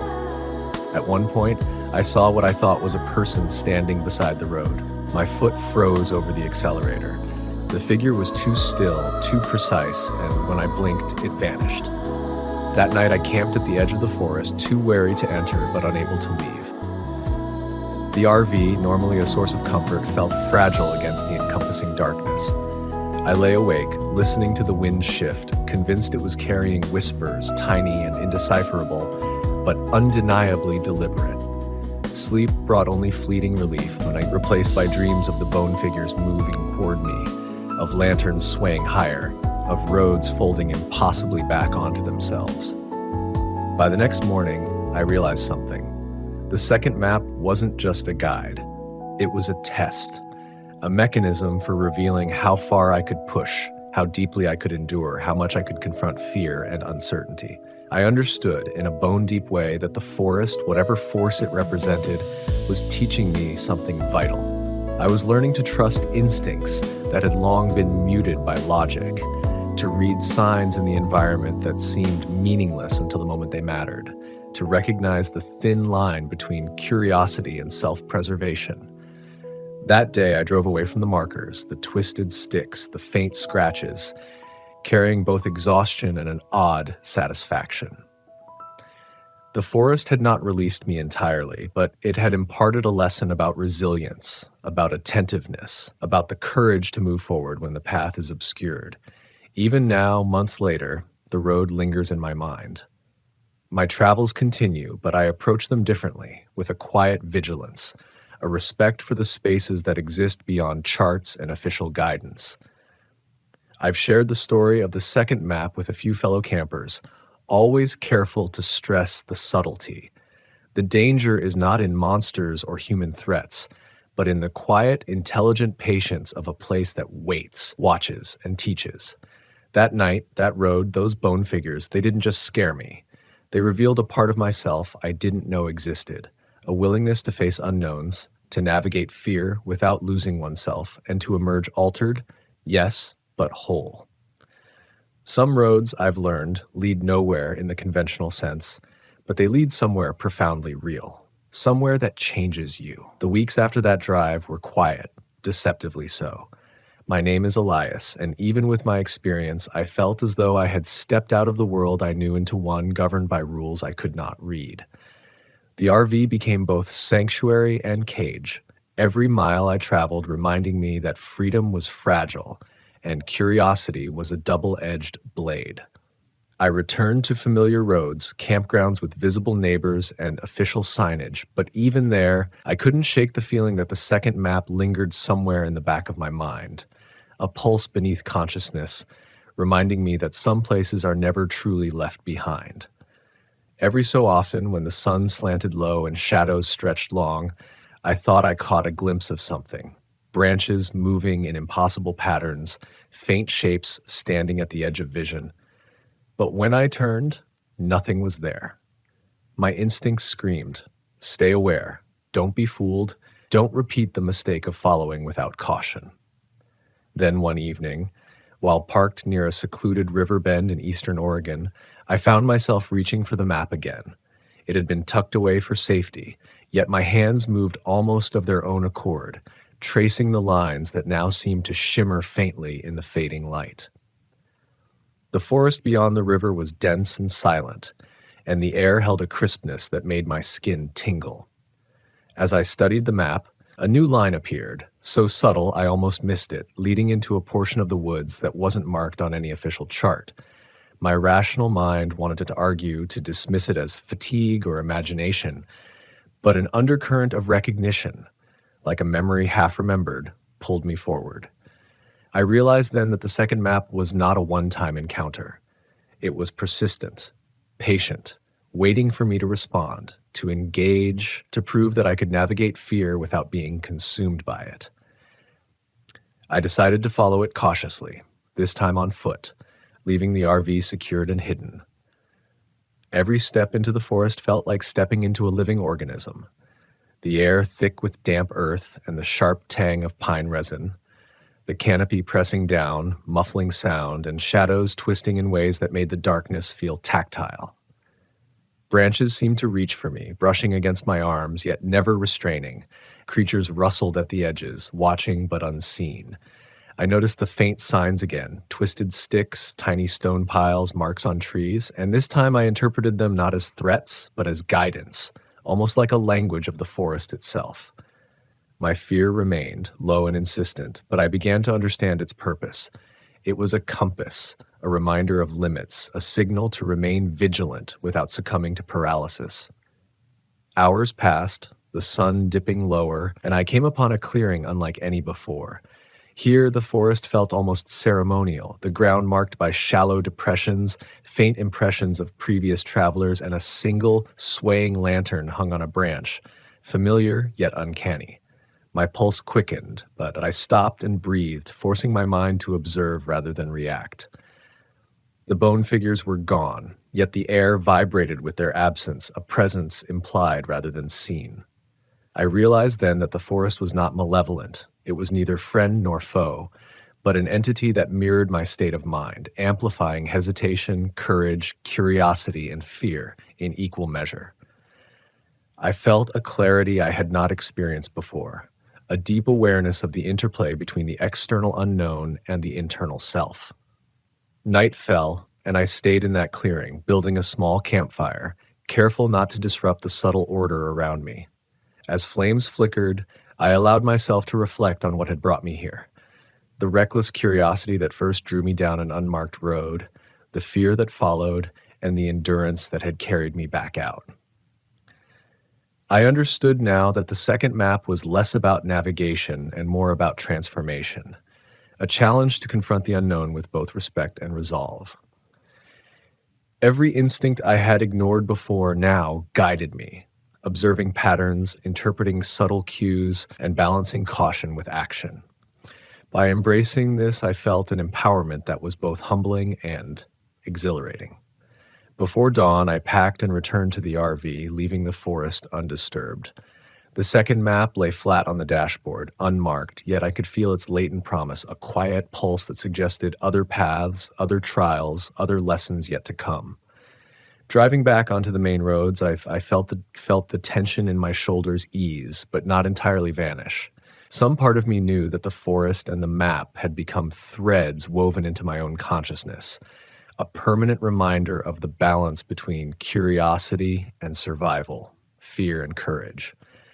I understood that the roads we travel, especially the hidden ones, are not just physical but psychological, each turn shaping who we become, each shadow reflecting choices made in silence. Now, when I share this story with fellow RV campers, I don't dwell on the terror. I speak of the lessons learned, how to listen to instinct, how to respect the subtle signals of the wilderness, and how fear can become a guide rather than a prison. The second map still exists somewhere in waiting, a test for anyone willing to confront what lies beyond the ordinary, to walk into spaces unmarked, to face what can't be charted. And though I drive familiar roads most of the time, I sometimes glance at a shadow, a flicker, or an overgrown path and feel that quiet recognition again, the acknowledgement that some journeys never truly end, and that the courage to follow them is the most enduring discovery of all. My name's Cole, 42 years old, been living part-time out of my Volkswagen camper for nearly a decade now. I travel light, I sleep where the trees breathe, and I've learned that when you're deep in the woods of America, the silence isn't quiet, it's waiting. I used to think that fear was something you outgrow, something you leave behind in childhood when the night stops holding monsters. But the older I got, the more I realized, the monsters just change shape. Sometimes they sound like wind through the pines. Sometimes they sound like laughter around a fire that burns a little too long. Last fall, I parked my VW deep in the national forest outside of northern Idaho. I'd been told by a few locals in a diner that it was the kind of place you either fall in love with or never want to see again.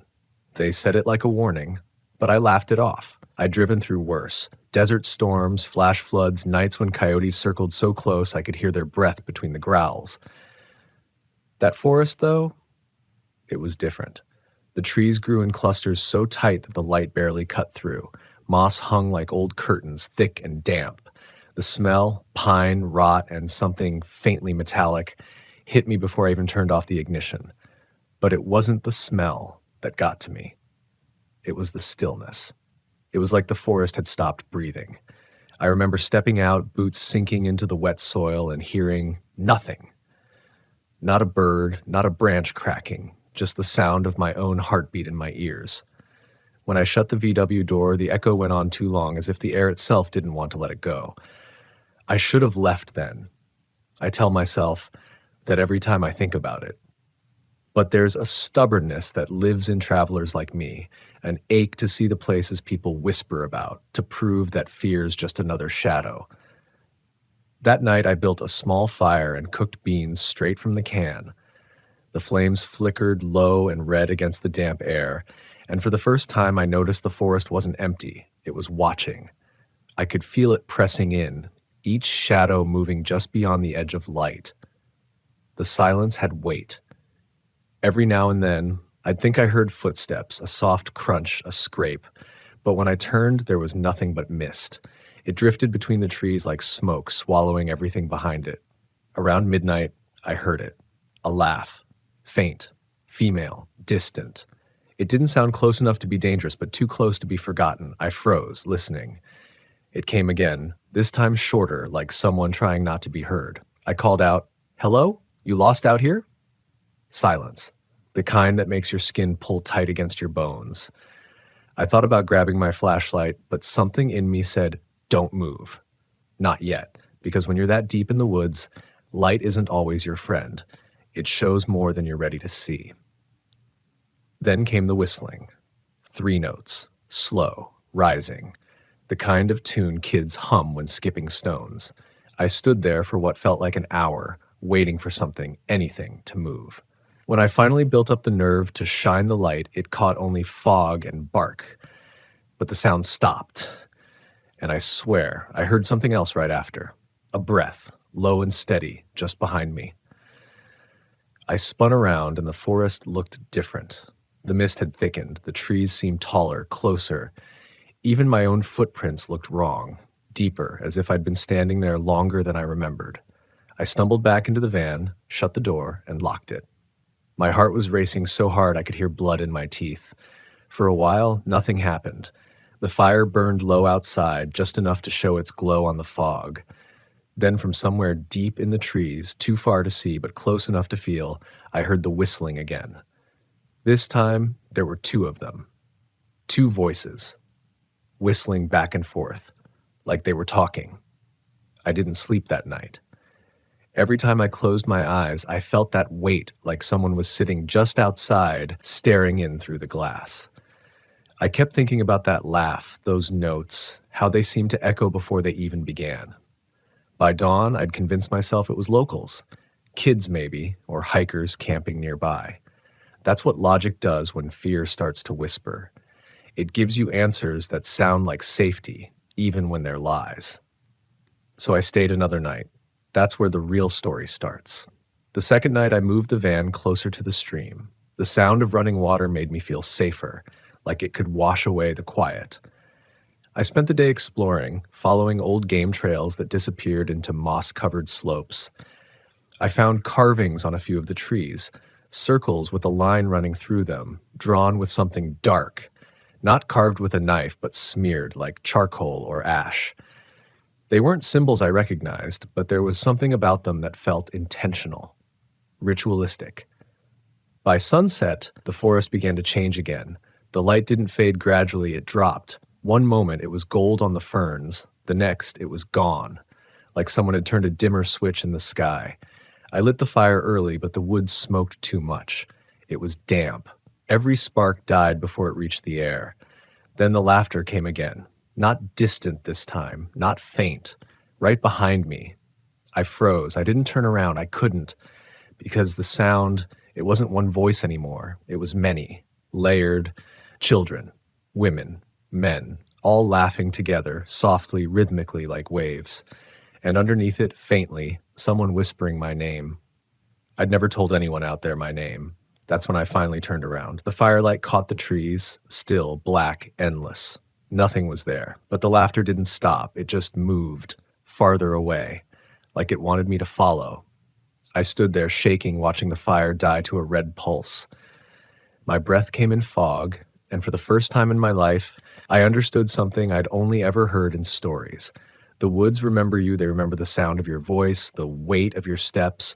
They take something when you walk too far in, and sometimes they whisper it back. That night, I made a mistake I'll never forget.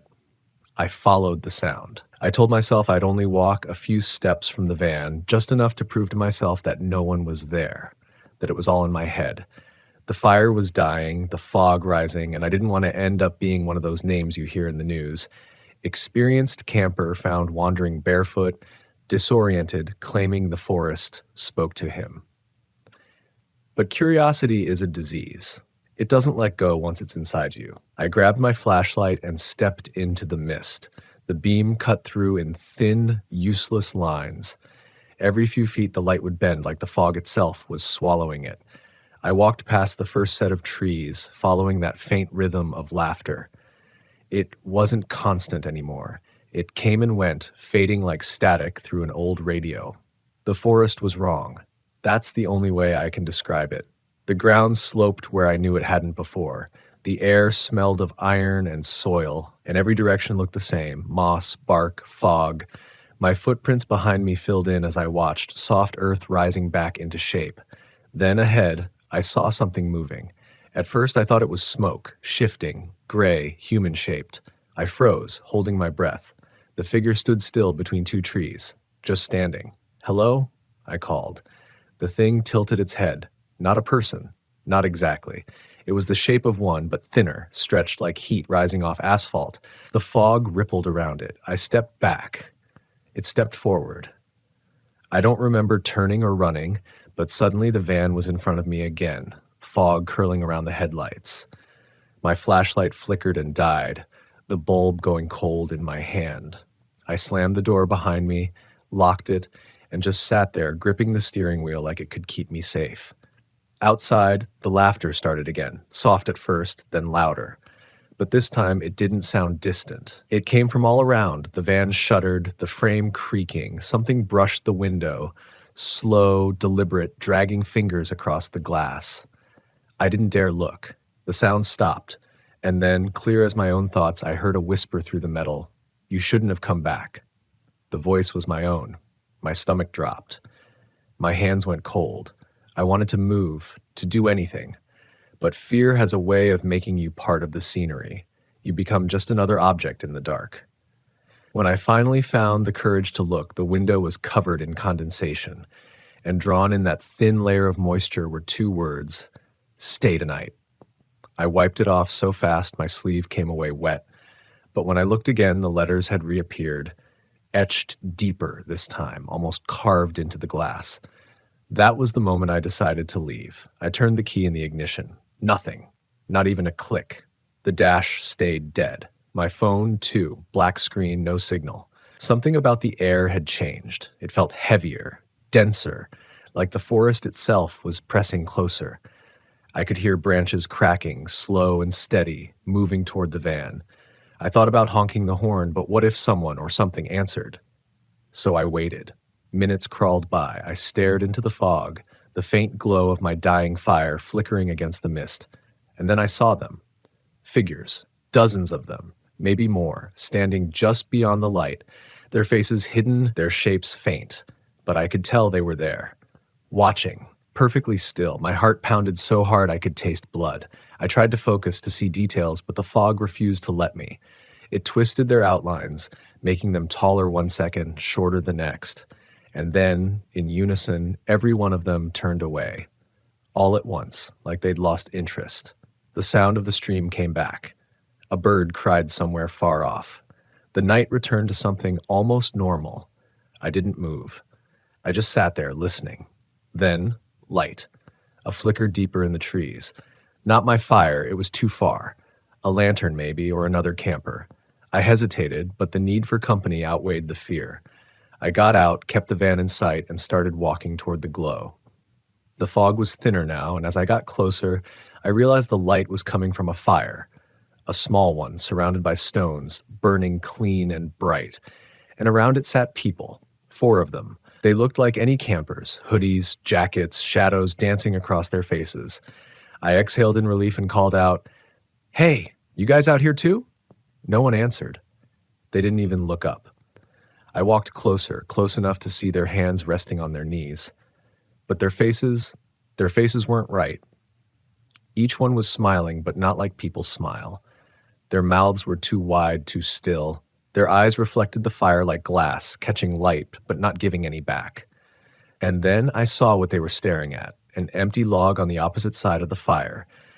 Space enough for one more. I took a step back. The nearest one turned his head toward me without moving his body, that frozen smile still fixed. "Cole," he said, using my name. My throat went dry. "How?" I started, but the others joined in. "Cole," they whispered together. "Sit." It wasn't an invitation, it was a command. The fire snapped, sparks drifted up, glowing red, then black. And in that flicker of light, I saw the truth. The figures were hollow. Their skin, if it was skin, was gray, papery, stretched too tight over bone. The firelight shone through them. I ran. Branches tore at my arms, roots caught my boots, but I didn't stop until I saw the van again. I slammed the door, turned the key, and this time the engine roared to life like it had been waiting for me to try. I drove until the road appeared, the fog thinning behind me, the forest shrinking in the rear view. When I finally stopped at a rest area 2 hours later, I sat there shaking, headlights burning holes into the dark. I checked my phone. Dead still. The time hadn't changed. The clock read 1:14 a.m., same as when I'd left camp. That's when I saw the mark on my arm, a black circle with a line through it, drawn in ash, and when I wiped at it, the skin beneath was cold, so cold it burned. I sat there for what felt like forever, staring at that mark.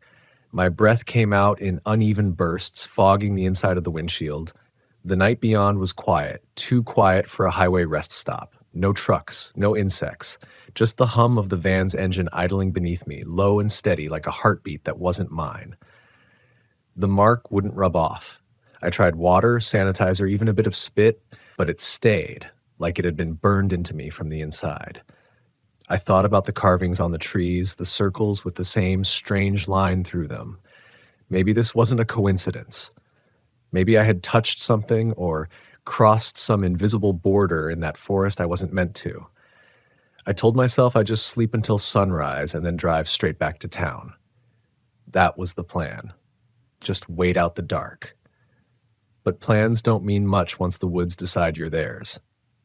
I turned off the engine to conserve gas and leaned back in the seat, watching condensation beat on the glass. The silence pressed in again. My ears started to ring from it. I thought I could hear faint movement outside, maybe a breeze or a raccoon, but it came in patterns. 3 steps. Pause. 3 more. The same rhythm as that whistle from the night before. I froze. Every nerve in me screamed to stay still. The steps circled the van once, twice, then stopped near the back doors. A second later, knock. Soft, measured, then another and another. Each knock perfectly spaced, deliberate, like someone testing to see if I'd answer. My mouth was dry. My tongue stuck to the roof of my mouth. I whispered, "Who's there?" But my voice didn't sound like mine anymore. Silence. I reached for my flashlight, but the moment I clicked it on, it flickered once and went dead. Then came the voice. "Cole," it said from just outside the window. Not my name spoken by someone else, my name spoken by me. The same tone, the same rhythm, like I was listening to a recording of myself from a few minutes ago. I couldn't move. My reflection in the windshield stared back at me, ghostly in the faint light, but something was wrong with it. My mouth wasn't moving, but my reflection's was. "Open the door." It smiled. "Please." I don't remember screaming, but the next thing I knew, the horn was blaring and I was slamming my foot down on the gas. The van lurched forward, tires squealing against the gravel. I didn't even look back. I just drove. The trees whipped past in streaks of black and gray. My headlights cut through the mist, but no matter how far I went, the road stayed the same, twisting, unmarked, endless. After maybe 20 minutes, the headlights caught something ahead, signs nailed to a tree. I slowed down. There were 3 of them, stacked one above the other. The top one read, "Campground closed." The middle one, "No entry after dusk." And the bottom one, written in thick, uneven paint, said, "Stay tonight." The same words that had appeared on my window. I hit the brakes, heart hammering so hard my chest ached. The forest around me was alive now. I could feel it, the pulse of it under the wheels, in the air, in my skin. Something moved in the rearview mirror. A shape, tall and thin, running on all 4s just behind the van. I floored it again, eyes flicking between the mirror and the road. The thing kept up easily, its limbs bending at impossible angles, its face hidden in the dark. When I glanced forward again, the road ended, just gone. The asphalt faded into dirt, and beyond it, nothing but trees. I slammed on the brakes, tires skidding through wet leaves, and the van slid sideways into a ditch. The impact threw me against the seatbelt hard enough to knock the air from my lungs. Everything went quiet. I blinked, trying to get my bearings. The headlights still worked, cutting across the clearing, and that's when I saw them. The people from the fire. All 4 of them, standing in a line just beyond the light. Their clothes looked the same, but their faces had changed. The skin hung loose now, eyes sunken, mouths open in silent laughter, and behind them, between the trees, more shapes moved, dozens of them, maybe hundreds, every single one marked with that same black circle. The laughter started again, soft, rising in waves, filling the air. My ears rang with it. My thoughts shattered. I crawled across the seat, fumbling for the keys, but the ignition was dead again. Then a voice came through the radio, static at first, then words forming slowly. "Stay, tonight." I ripped the cord from the dash, but the sound kept coming, echoing from the metal walls around me. Something slammed against the back doors. Once, twice, then the hinges groaned. I grabbed the tire iron from under the seat and crouched low, staring at the rearview mirror. The doors were bowing inward, the metal warping under the weight of whatever was outside. Then, suddenly, silence. The forest stopped moving. Even the laughter died out. A single hand pressed against the glass, pale, thin, wet, and on the back of it, drawn in ash, that same symbol. A circle, with a line through it. The glass began to crack under the pressure. I screamed, ducked, and slammed my shoulder into the door handle, bursting out into the night. The cold hit like a wave.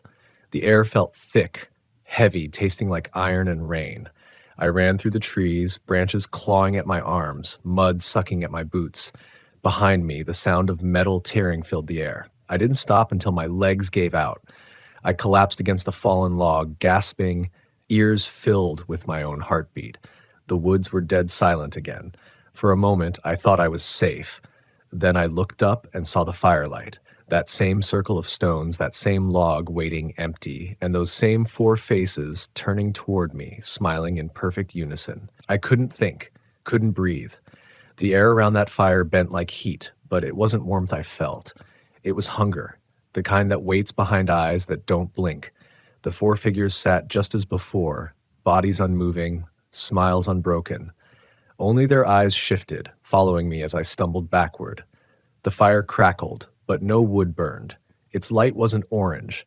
It was pale, almost colorless, like bone dust glowing from within itself. Then one of them spoke. "Cole," he said again, the voice like mine and not mine. "You left before your story ended." I backed away, shaking my head. "What do you want?" I whispered. The woman across from him leaned forward. Her hair fell in thin, wet strands that clung to her cheeks. "You came here," she said, her words broken, breath rattling. "You told the woods your name. It remembers names."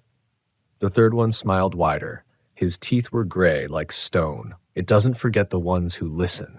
And then I understood. The laughter, the whistling, the voices calling my name. It hadn't been something outside. It had been the woods itself, echoing what it had already taken from others. The wind stirred, slow at first, then stronger. The firelight began to pulse in rhythm with my heartbeat. "Sit," the woman said again, pointing to that empty log. "Finish what you began." Every instinct screamed run. I turned, bolting into the darkness, every step slamming against wet earth. The laughter followed, fainter this time, but everywhere at once, whispering from the roots, sighing from the moss. My vision blurred with fog and panic. The forest twisted. The same trees appeared again and again, their bark carved with that black circle. My breath came ragged, tearing my throat. Then I saw it, the VW van, headlights dead but doors still open. I sprinted toward it, boots sliding through mud. The inside smelled like iron and ash, but I didn't care. I dove in, slammed the door, and turned the key. Nothing. I hit the wheel, shouting, begging, praying, "Come on, please!" And then, as if pitying me, the dashboard flickered once. The radio came alive, not with static this time, but with a sound like someone inhaling close to the mic. "Cole," it said. I froze. Then in my own voice again, it whispered, "You shouldn't have looked back." The headlights flared bright. Too bright. The trees around me glowed white for a heartbeat, and then were gone. Just gone. In their place stretched an endless, empty highway, straight, flat, no signs, no lights. The forest had vanished. I sat there for minutes, maybe hours, shaking. The sky above me was wrong, stars smeared like fingerprints across the black. I tried the radio again. Static. The clock blinked 1:14 a.m., still. I drove. Mile after mile of nothing. The road didn't curve, didn't change. My fuel gauge never moved. Every few miles, I passed the same shape on the shoulder. A figure, standing, facing away, tall and thin. Always the same distance apart. When I finally stopped, I stepped out and felt the air again. Dry, cold, still carrying that faint metallic scent. I looked down at my arm. The black circle was gone. In its place was something new. A line of small marks, running from wrist to elbow. 4 vertical strokes, one for each of the things at the fire. The skin around them throbbed faintly, like something underneath was alive. That's when I saw the reflection in the van's window. Me, but not quite. The face looking back was pale, drained. My eyes were darker, pupils too wide. When I blinked, the reflection didn't. It just smiled. I stumbled backward, heart pounding, and the air around me shifted again, cold giving way to damp, wind to silence. And then I was there, back in the clearing, the trees, the fog, the fire, and that empty log waiting for me. Only this time, the four figures were gone. It was just me and the flame. The fire flickered, burning pale and high, twisting shapes in its smoke. Faces. My own. I walked forward slowly, every part of me screaming not to, but my legs didn't listen. I sat on that log because something deeper than fear told me I already had before. That maybe this wasn't the first time. Maybe this was where the road always ends. The fire hissed as I leaned closer, the heat stinging but somehow cold. The smoke curled upward, drawing that same black circle in the air before me. I whispered, "What are you?" The flame bent sideways, and from it came a voice. Soft, endless, not from the air but from the ground itself. "We are what remains when stories are told too long," it said. "You wandered into memory. The woods remember you now. It remembers every name that speaks itself aloud in fear." The fire dimmed, leaving only that faint glow on the moss. I felt my heartbeat slow, my breath even out.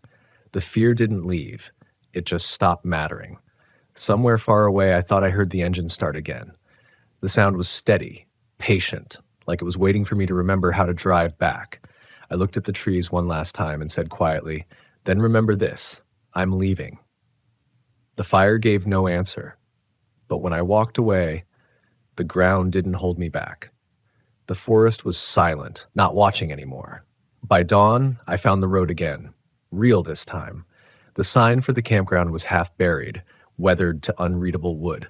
The ranger station at the exit looked abandoned, windows boarded, doors chained.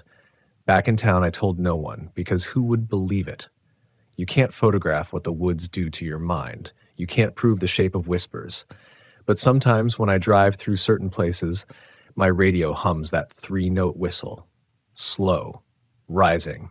And for a heartbeat, I feel the heat of that fire again, the pull of that circle.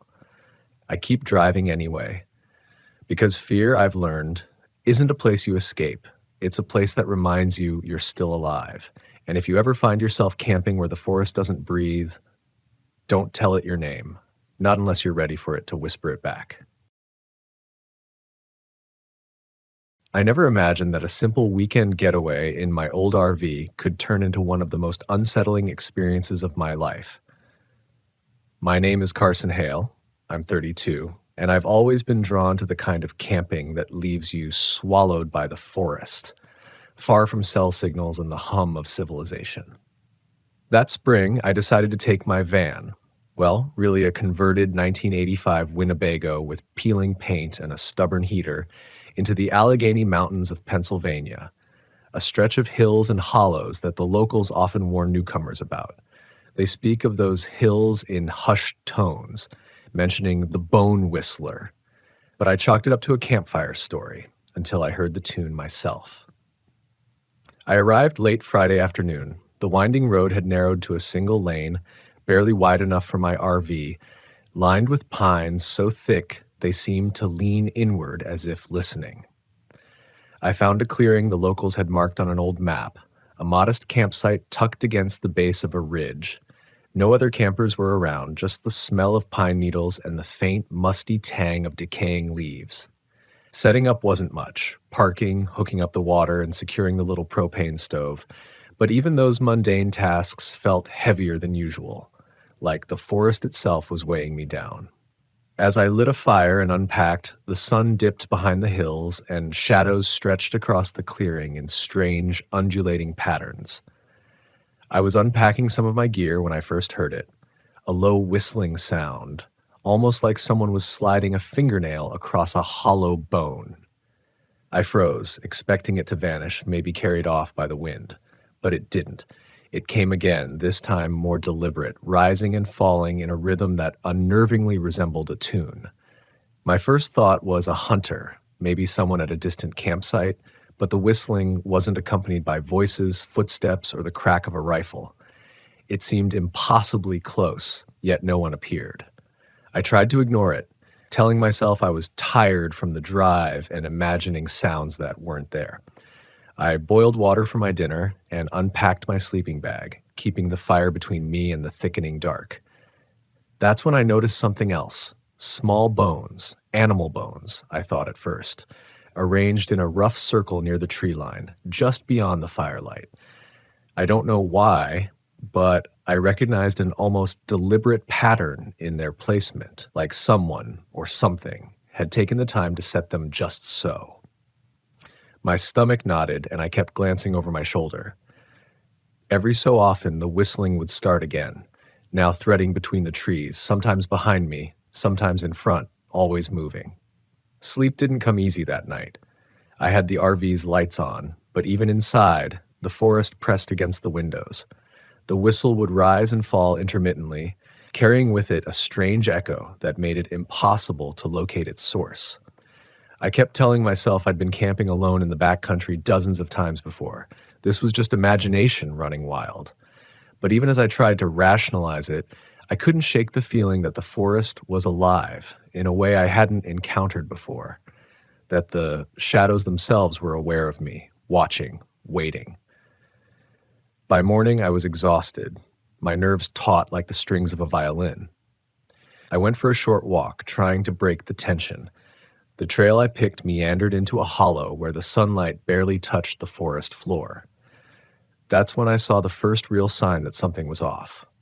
Footprints, bare, oddly elongated, and smeared in mud, circled the clearing I'd camped in. Not deer, not bear. Too upright, too deliberate. I shivered, and the rational part of me tried to convince myself that someone had been scouting the site the previous night. But even as I turned to head back, I felt that same whistling tug at the edges of my awareness, now threaded with a faint, eerie echo of laughter. The rest of that morning was tense. I packed cautiously, keeping an eye on the tree line, and decided to move the RV a few hundred feet down the ridge, closer to a stream I'd spotted. I figured proximity to running water would make me feel safer, and honestly, I wanted to chase some normalcy into my day. As I drove, the whistling seemed to follow the curve of the road. I could hear it faintly, weaving through the wind in the trees, harmonizing with the rustle of leaves.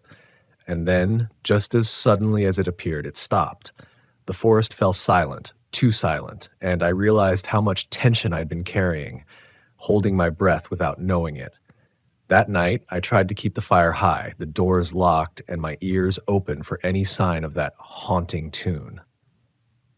Around midnight, the whistling returned, louder and more insistent, but now it was paired with another sound. A slow scraping along the outer wall of the RV, almost like claws dragging against metal. My heart slammed, adrenaline flooding every nerve. I grabbed a flashlight and shined it around the clearing. Nothing moved, and yet I could feel it. The sensation that someone or something was just beyond the reach of the light, circling, observing. I told myself I had to stay calm, that panicking would do nothing. Hours passed like that, punctuated by the whistle and the occasional metallic scrape.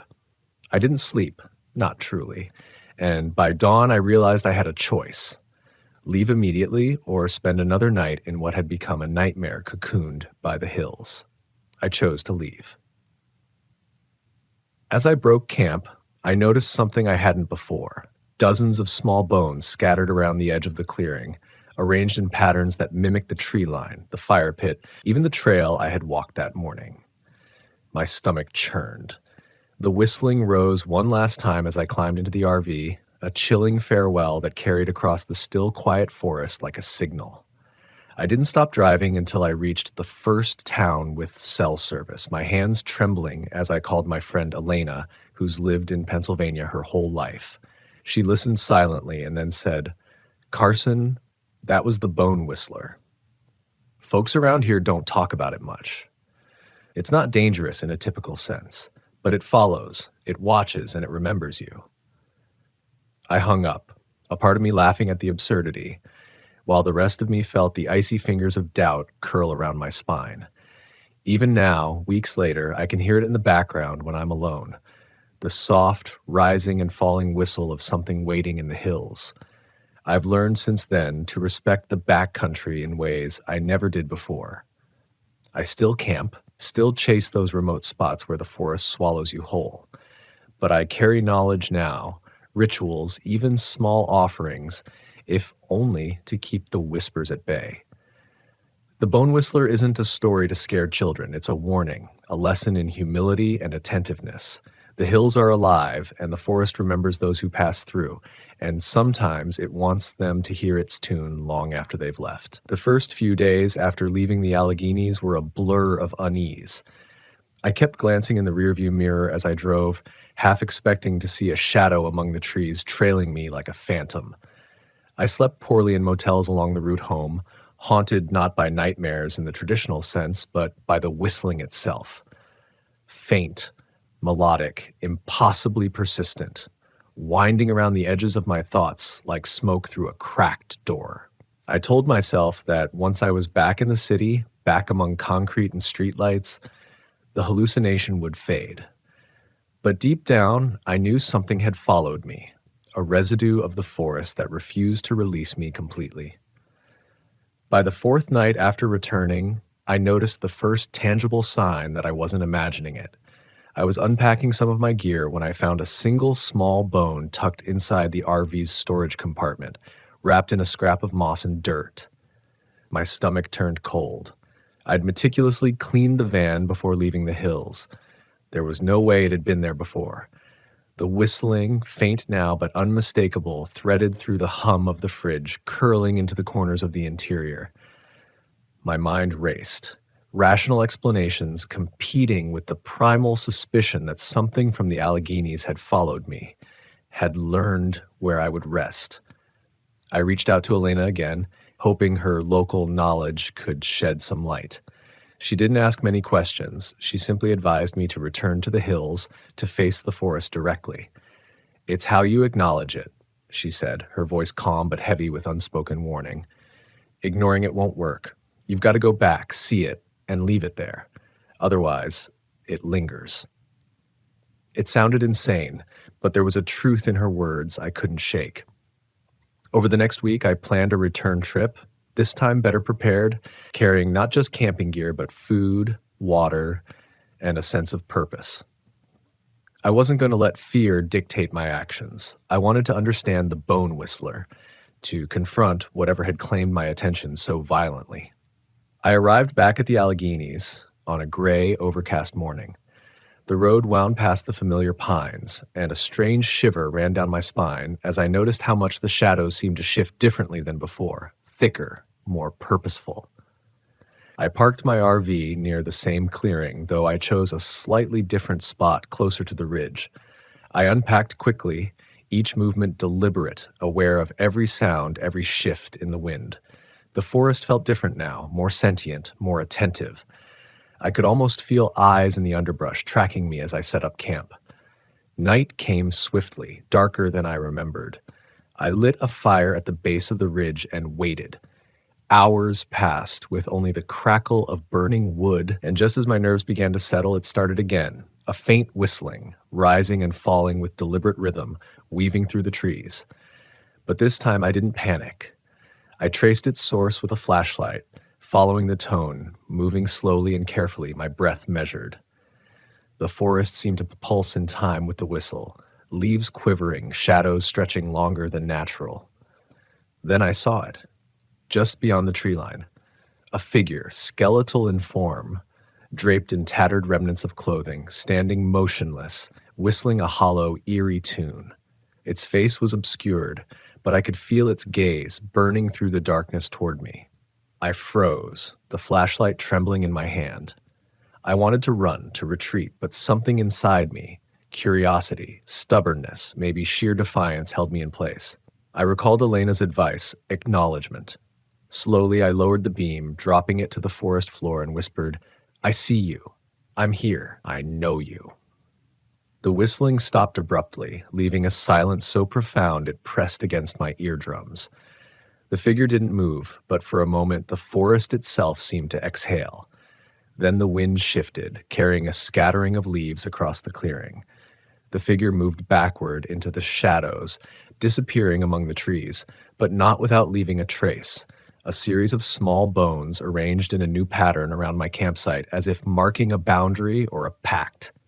I felt my chest loosen slightly, the oppressive weight that had pressed on me for days lifting. The bone whistler hadn't disappeared. It had merely acknowledged me, recognized my presence and my willingness to face it. I spent the rest of the night near the fire, listening to the natural sounds of the forest rather than the intrusive whistling. Every so often I'd hear a faint echo, a teasing reminder that it was still there, but the fear had changed. It was no longer a predator stalking me. It was a sentinel, a reminder of the forest's memory and its demands. By dawn, I felt a sense of clarity I hadn't experienced in weeks. I packed slowly, leaving a small token of thanks, some food, a water bottle, and a handful of dirt, arranged near the ridge where I had seen the figure. It felt right, an offering to whatever intelligence lingered among the trees. Driving away, the forest no longer seemed hostile, though I could feel it watching, patient and silent. The whistling didn't follow me this time. When I returned to the city, I felt a strange combination of relief and reverence. I realized that fear had its place, but understanding, acknowledgement, and respect carried far more power. The Bone Whistler wasn't a story meant to frighten casually. It was a living reminder that the wilderness holds memory, consciousness, and judgment in ways we rarely comprehend. I continue to camp, but differently now. I plan meticulously, respect the natural rhythms of the forests I visit, and carry with me the lesson of the Bone Whistler.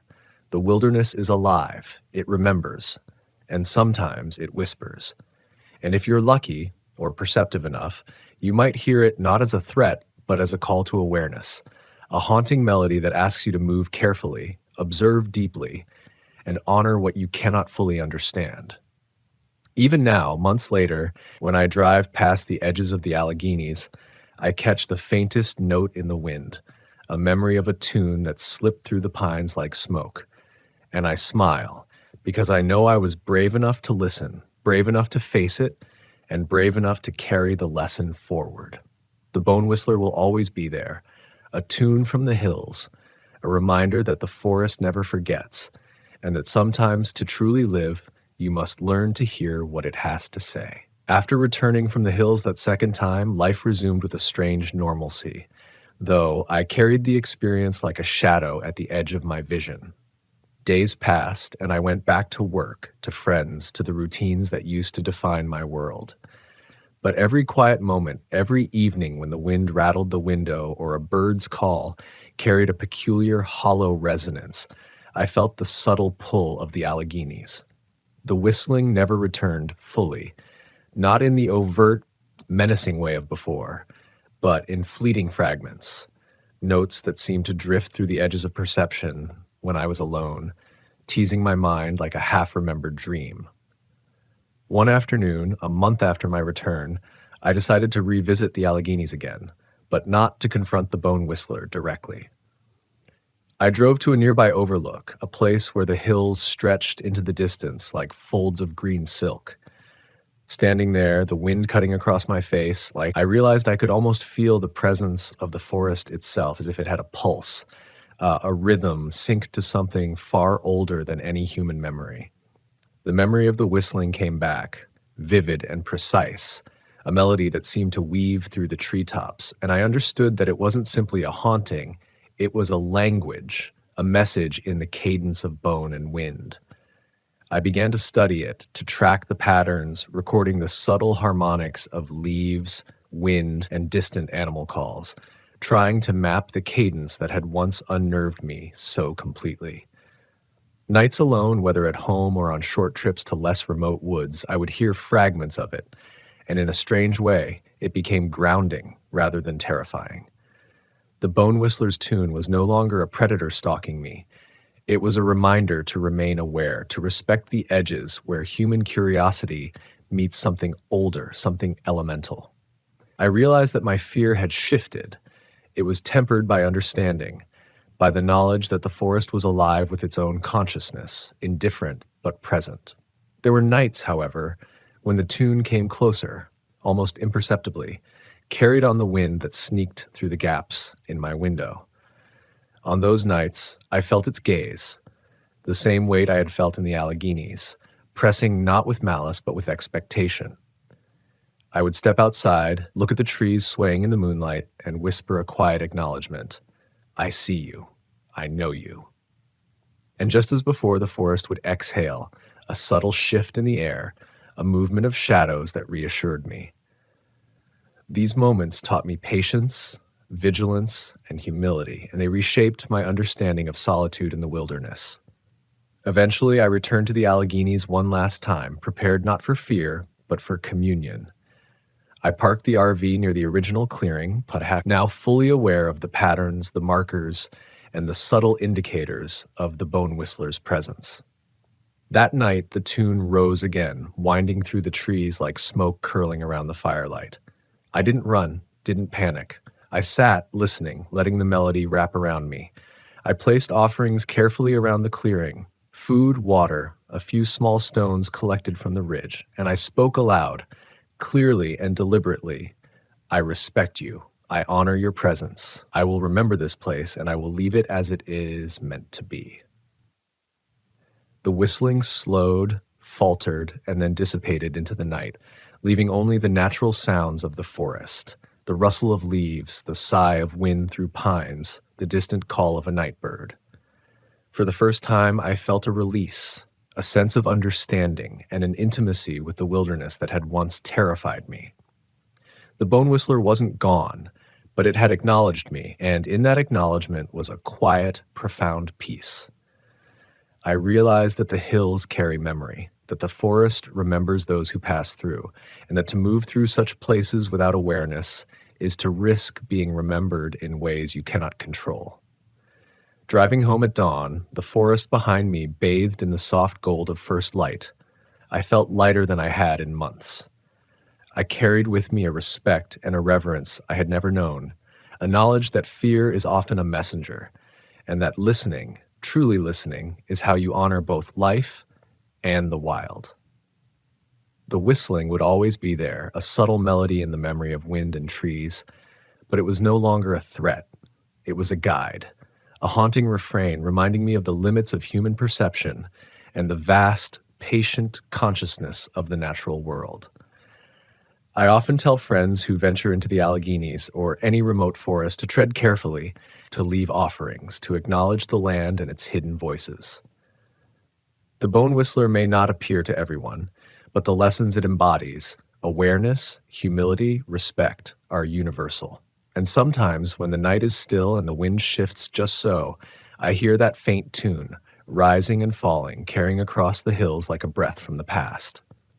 I smile when it reaches me, because I know that in facing it, in hearing it, I became part of a story far larger than my own, a story the hills will carry long after I am gone. Even now, years later, I keep a small notebook in the RV, recording the patterns of wind and sound in remote forests, chronicling the subtle signs that so many overlook. The bone whistler taught me patience, attentiveness, and respect in ways nothing else could. And while the memory of its tune still occasionally threads through my dreams, it no longer terrifies me. Instead, it reminds me to move thoughtfully, to listen carefully, and to honor the wildness that exists just beyond the reach of our everyday lives. The forests, the hills, and the melodies of bone and wind that will forever carry the memory of those who walk among them. In the months that followed, the lessons of the bone whistler continued to ripple through my life in ways I hadn't anticipated. I noticed that even in ordinary environments, city streets, crowded parks, the dull rhythm of daily routine, I was more attuned to subtle cues, a shifting shadow, the pattern of wind through trees, the echo of distant sounds that could easily be dismissed. It was as if the forest had embedded a new sense within me, a heightened awareness that wasn't fearful but alert, attentive, and strangely reverent. I realized then that the bone whistler's lesson was not confined to the hills themselves. It was a way of moving through the world, carrying mindfulness and respect wherever I went. One late evening, I returned to my RV, parked near a quiet river outside the city. The hum of traffic and faint glow of streetlights made the place seem impossibly ordinary compared to the Alleghenies, and yet when I opened the door, I felt it. That faint resonance of a tune carried on the wind, impossibly light, threading through the rustling leaves along the riverbank. I paused, closed my eyes, and let the sound wash over me. There was no fear, only recognition. I understood that the bone whistler's presence was less about pursuit and more about awareness, a gentle, sometimes haunting reminder that the natural world has its own rhythms, its own consciousness, and its own memory. I started documenting the experience more formally, writing journals in the RV, sketching maps of the sites, noting the positions of bones, the patterns of shadows, the nuances of the whistling melody. Each entry reinforced a strange duality: fear and fascination, terror and reverence. I shared fragments with a few trusted friends, careful to convey not sensationalism, but the profound lessons embedded in the experience. And occasionally, late at night, I would hear the faintest echo of the tune, a subtle undulation through the quiet, and I would whisper a silent acknowledgement. I see you. I remember.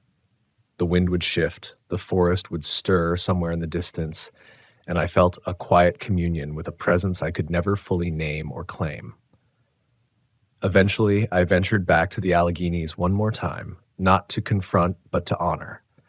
The clearing was unchanged, yet subtly transformed, as if the forest had waited for me to return.